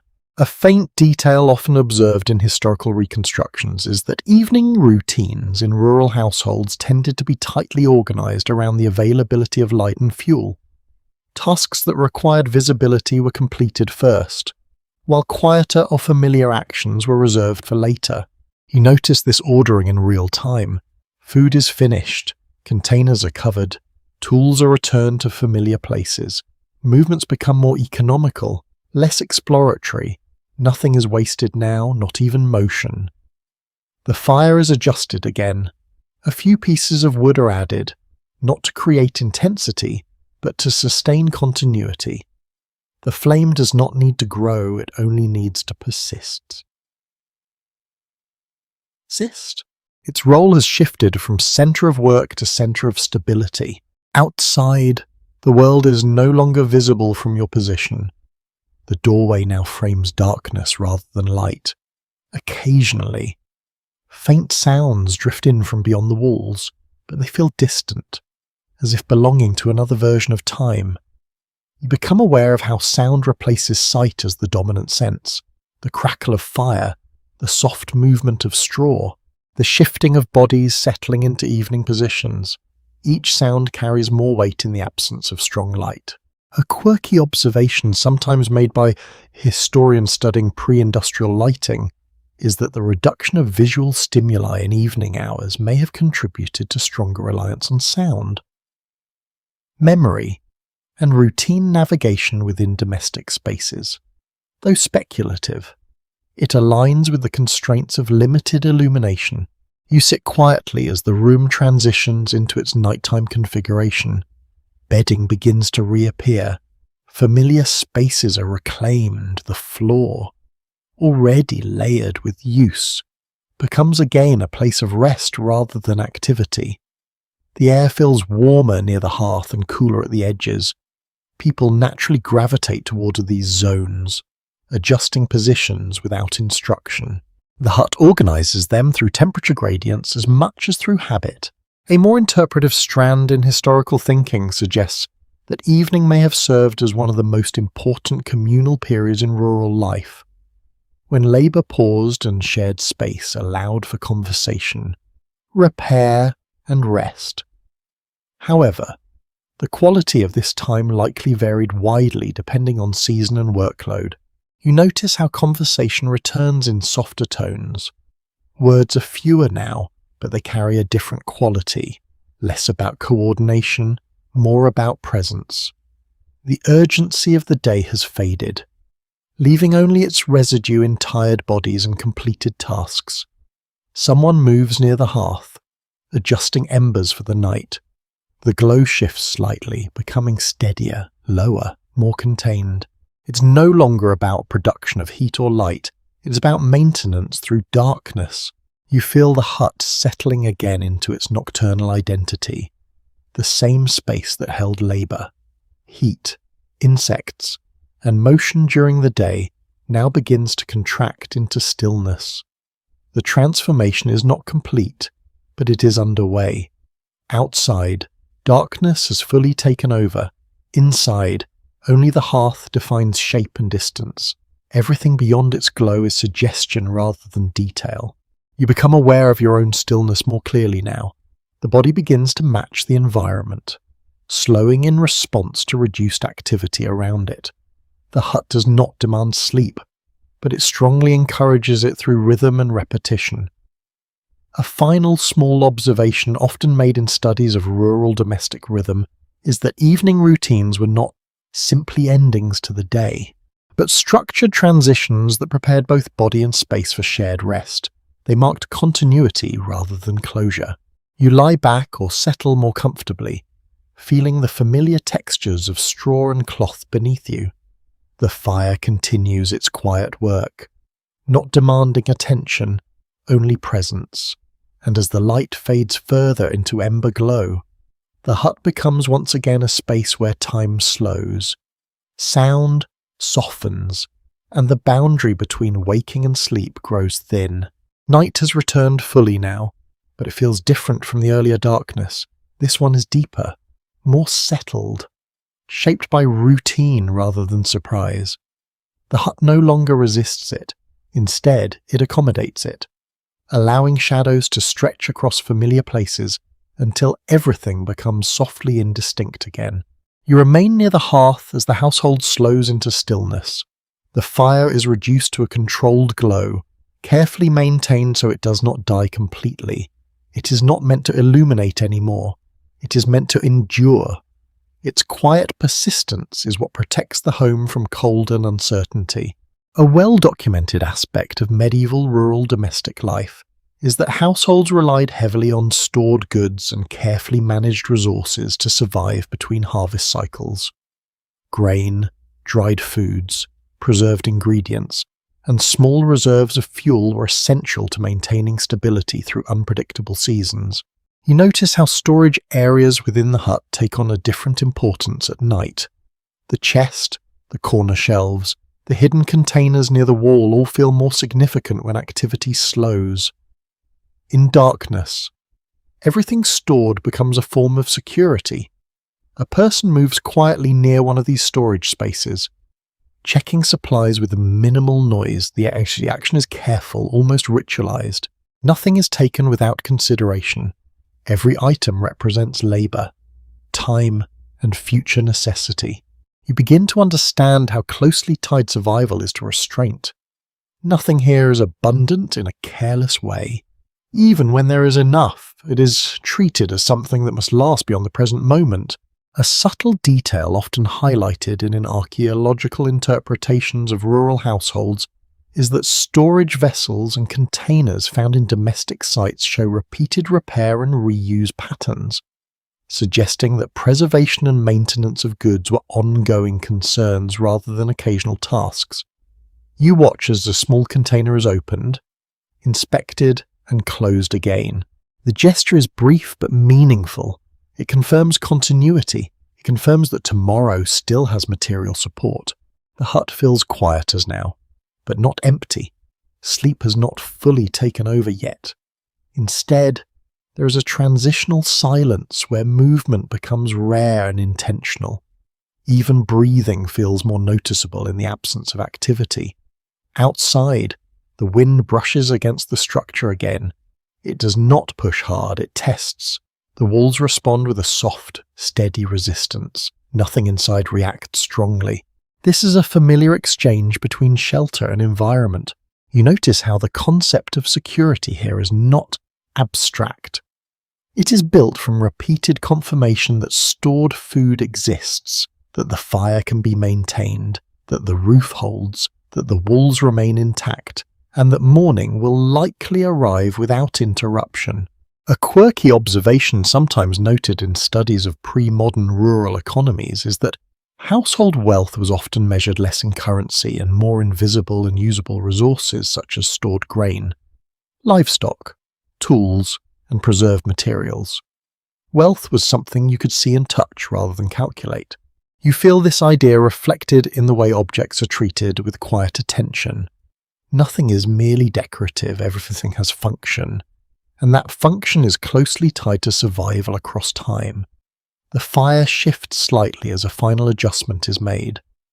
Embers glow softly, enough to maintain warmth but not enough to draw attention. The room remains dim, shaped more by memory of light than by light itself. A person settles again into sleeping position, adjusting straw and cloth with practiced movements. The sound is soft and repetitive, part of a nightly routine that requires no explanation. Each movement follows an internal rhythm developed over years of repetition. You notice how even uncertainty is managed through habit. Doors are checked. Fire is confirmed. Sleeping positions are arranged. These small actions reduce unpredictability, creating a sense of stability within a world that is otherwise constantly influenced by weather and season. A more interpretive line of historical thinking suggests that medieval rural households developed strong reliance on routine as a way of managing environmental uncertainty, though the emotional experience of this remains partially inaccessible through material evidence alone. You lie still and feel the hut around you becoming less like a workspace and more like a container for rest. The transition is gradual but complete in feeling. Activity has dissolved into presence. The air is cooler now at the edges, warmer near the hearth. You naturally remain within the warmer zone, like everyone else. The space organizes bodies even in stillness, guiding them through temperature and comfort rather than instruction. Outside, the night continues without interruption. Inside, everything slows to near silence. Only occasional sounds remain. A faint shift, a distant creak, the soft pulse of fire. You begin to understand how deeply tied this household is to cycles of preservation. Food is preserved. Heat is preserved. Effort is preserved. And even space is preserved through repeated use. Nothing is permanent, but much is sustained. And in that quiet understanding, the hut becomes not just a shelter for people, but a system for extending life through careful restraint and constant, understated care. The hut is now fully submerged in night again, but this time the darkness feels thicker, as if it has settled into the walls themselves. The fire is almost entirely reduced to embers, glowing faintly like a memory that refuses to disappear completely. The household has entered its most fragile state, where silence becomes the dominant structure of the room. You lie still and listen. The sounds are minimal but layered. A slow breath, a shift of straw, a distant creak in the timber frame as the temperature drops outside. Nothing is loud, yet everything feels close. In this environment, even the smallest noise becomes meaningful. A widely supported understanding of medieval rural life is that illness and physical discomfort were common parts of daily existence, influenced by limited medical knowledge, seasonal hardship, and close living conditions. Care was typically managed within the household rather than through external institutions for most people. You notice a faint cough somewhere in the room. It is not dramatic, but it lingers longer than expected. Someone turns slightly, adjusting their position near the hearth, trying to find a more comfortable angle against the cold edge of the night air. The hut responds to illness in quiet ways. There is no separation between the healthy and the unwell in architectural terms. Instead, care is expressed through proximity, warmth, and attention. A hand resting briefly on the shoulder, a blanket adjusted without words, a pot of heated liquid placed nearby. You begin to see how healing here is less about intervention and more about environment. Warmth, rest, and time are the primary tools available. The fire becomes more than comfort. It becomes a form of care distributed through shared space. A subtle detail often observed in archaeological and textual studies is that herbal remedies and household treatments were frequently used in rural settings, drawing from plants, simple mixtures, and inherited knowledge passed through generations. Though their effectiveness varied widely and was understood differently depending on context. Near the edge of the room, someone stirs a small container. The movement is careful and slow.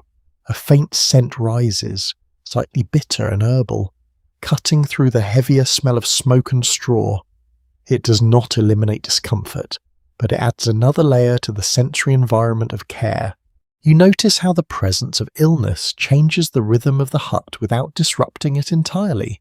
Life continues, but with adjustments. Voices become quieter. Movements become more deliberate. Attention shifts slightly toward the person who needs it most. A quirky observation sometimes mentioned in studies of medieval domestic life is that the boundaries between medical care, domestic routine, and everyday labour were often indistinct, with the same space and people responsible for all three roles depending on circumstance. You watch as a figure sits near the coughing person, adjusting their position, offering water or warmth. The gesture is simple but sort of steady. There is no separation between caregiving and living. Both happen in the same breath. The fire flickers briefly, reacting to a small shift in air. Its glow stretches across the floor, then retreats again in that brief light. You see how closely bodies are arranged. There is no isolation here. Even rest is shared within reach of others. Outside, the wind moves across the structure with a low, steady pressure. It is not violent, but it is persistent. The hut holds firm, absorbing each gust without breaking rhythm. Inside, the response is almost imperceptible. A slight adjustment of posture, a pull of cloth closer to the body. You begin to understand how vulnerability and resilience coexist in this space. Illness is not separate from daily life. It is woven into it. So is care. So is endurance. The hut does not remove difficulty. It contains it within shared experience. A more interpretive strand in historical thinking suggests that medieval rural communities likely relied heavily on collective care practices within households due to limited access to formal medical systems. Though the emotional and cultural dimensions of this care remain only partially recoverable through surviving evidence, you feel the temperature shift again as the fire settles further. The room grows cooler at the edges, warmer near the centre. People unconsciously adjust their positions to remain within the more comfortable zones, especially around those who need warmth most. A faint sound of movement continues near the hearth. Not urgent, not distressed, just continuous care expressed through small actions. The hut does not pause for illness, it adapts around it. You realise that rest here is never fully separate from responsibility. Even in sleep or near sleep, awareness of others remains present.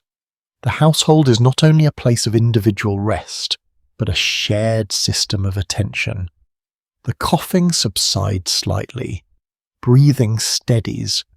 No one declares improvement. No one marks change. Instead, the room simply continues in its quiet monitoring of condition and environment. And in that slow, patient darkness, you begin to see how survival here is not only about food, fire, or shelter, but also about the constant, understated presence of care woven into every hour of the night. The night does not fully release the hut, but it begins to loosen its grip in small, almost unnoticeable ways. Darkness remains, yet it feels less absolute than before. Somewhere beyond the thatch, the world continues to move, and that motion slowly seeps back into awareness inside the house. You lie still, listening to the softened rhythm of breathing around you. The fire is nearly gone now, reduced to faint embers that glow only when disturbed by a passing shift of air. The hut is quiet, but not empty of life. It never truly becomes empty, even in its deepest rest. A broadly recognised understanding of medieval rural communities is that households did not exist in isolation, but were embedded within tightly connected village networks where daily life was shaped by proximity, shared labour, and constant awareness of neighbours and surrounding activity. You become aware of this connection even in the silence. Sounds from outside drift in more clearly now that the night is thinning. A distant door, a faint call, the low movement of animals. These are not interruptions, They are reminders that the hut is one part of a larger living pattern. Inside, someone shifts position quietly, another breathes more deeply, transitioning toward waking. The change is gradual, almost imperceptible, but it spreads through the room like a slow ripple. Sleep does not end abruptly here. It fades in stages. You notice how the hut holds multiple states at once, some still asleep, some half awake, some already listening to the coming day. The boundaries between night and morning are not fixed lines. They are overlapping conditions. A subtle detail often drawn from archaeological and documentary interpretation is that rural settlements show repeated evidence of closely clustered domestic structures, suggesting that households were physically and socially near one another, with daily interaction forming a constant background to individual family life. You sense this proximity even without seeing it. The hut feels connected to others nearby through shared rhythms of waking, tending fires, and beginning early tasks. The village is not separate from this space, it is an extension of it.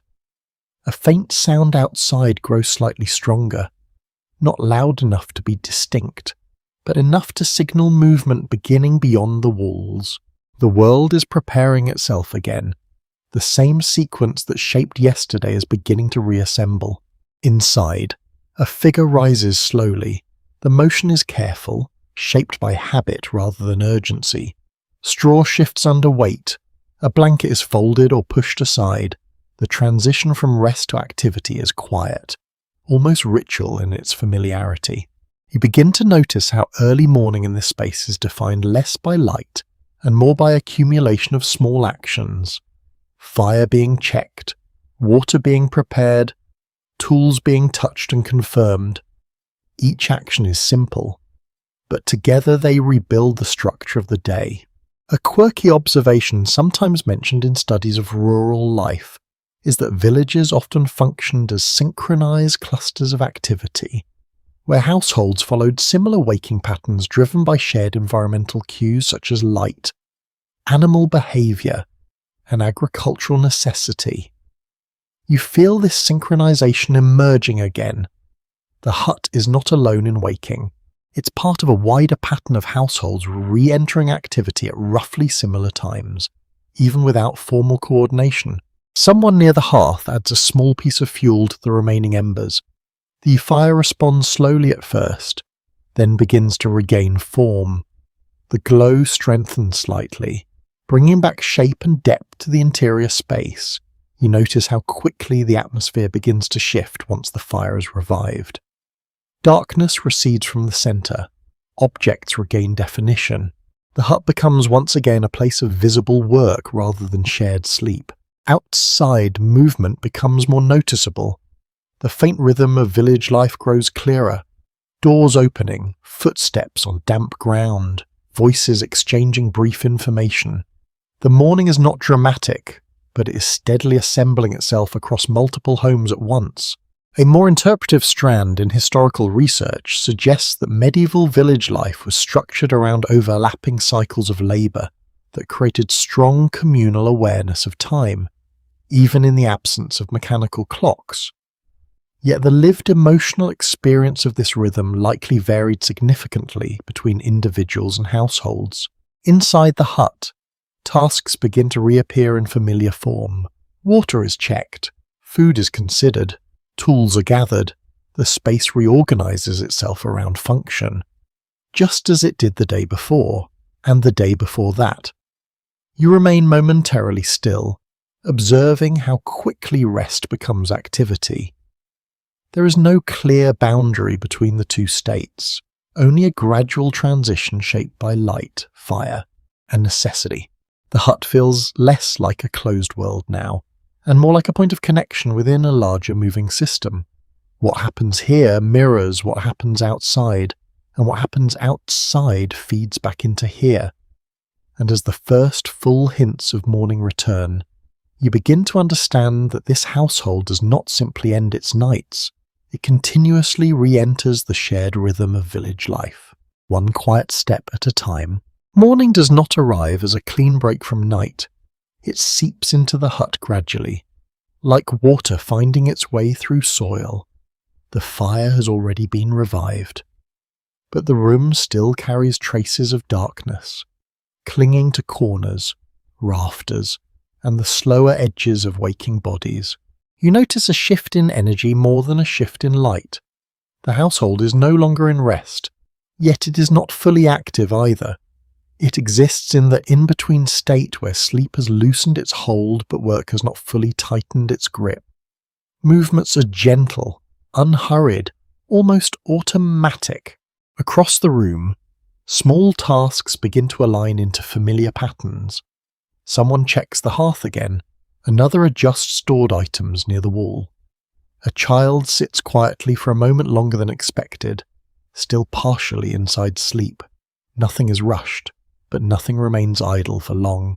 A well-supported understanding of medieval rural communities suggests that daily life was shaped by strong habitual cycles, where repetition of tasks created structure in the absence of formal scheduling systems. Time was experienced through action rather than measured in fixed units. You watch how this plays out in real space. The same motions appear again, not identical but recognizable. The same paths are walked across the floor. The same objects are touched, confirmed, and repositioned.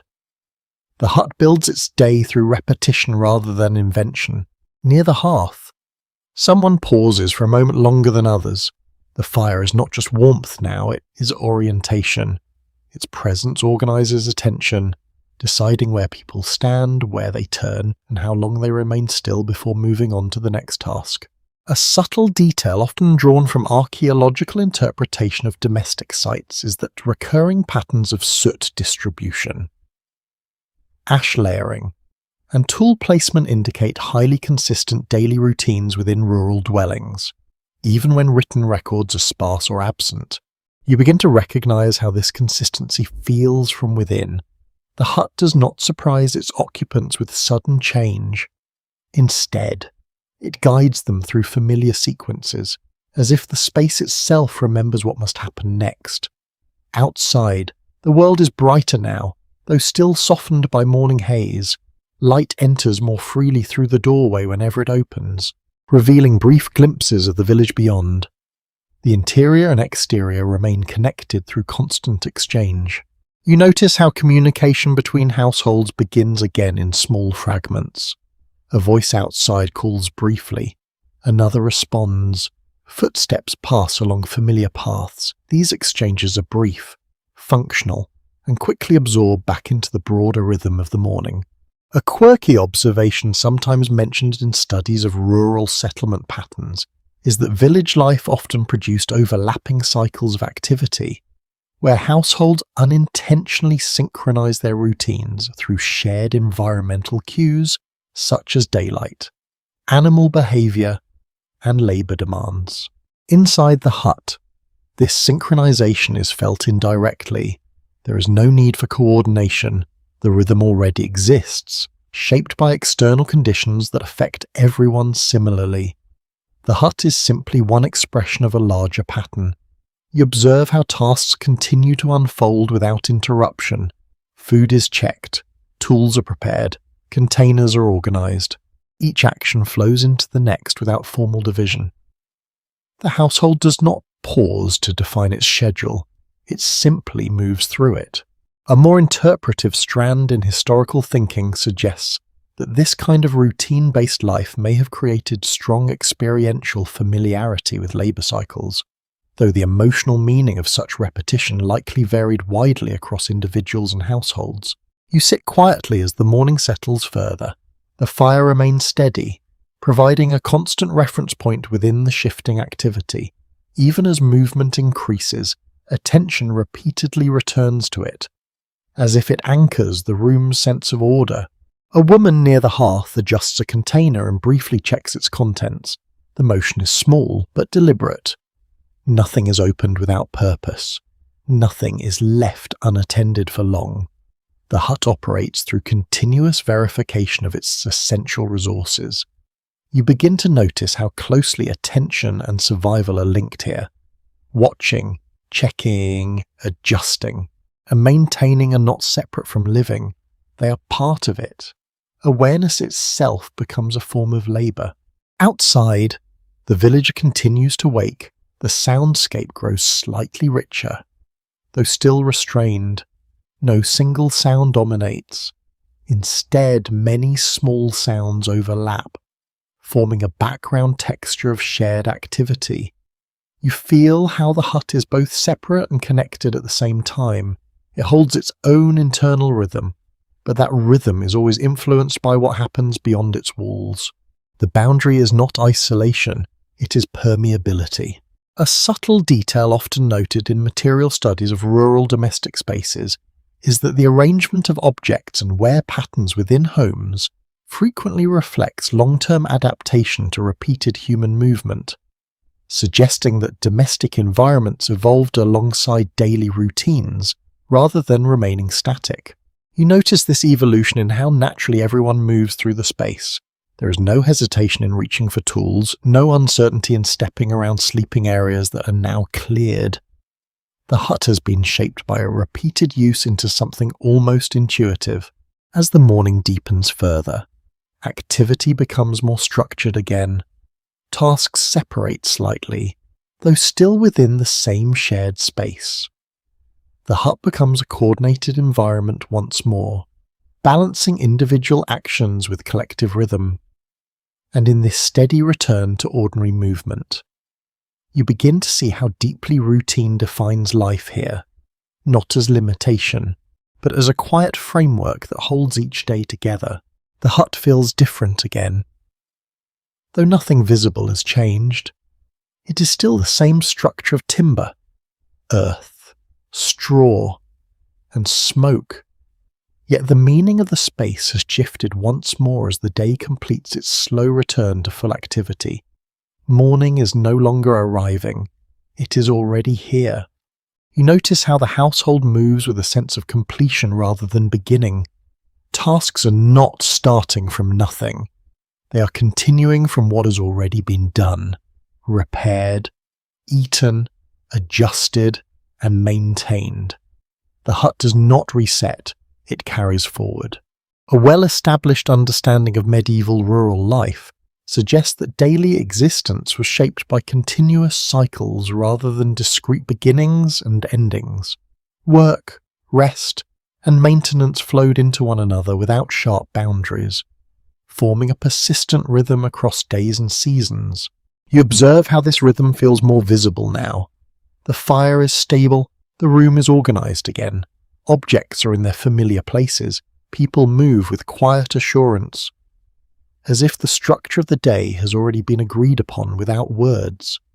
Outside, light is steady and no longer tentative. It fills the doorway more consistently now, revealing the village beyond in clearer detail. Smoke rises from other homes, suggesting similar patterns unfolding elsewhere at the same time.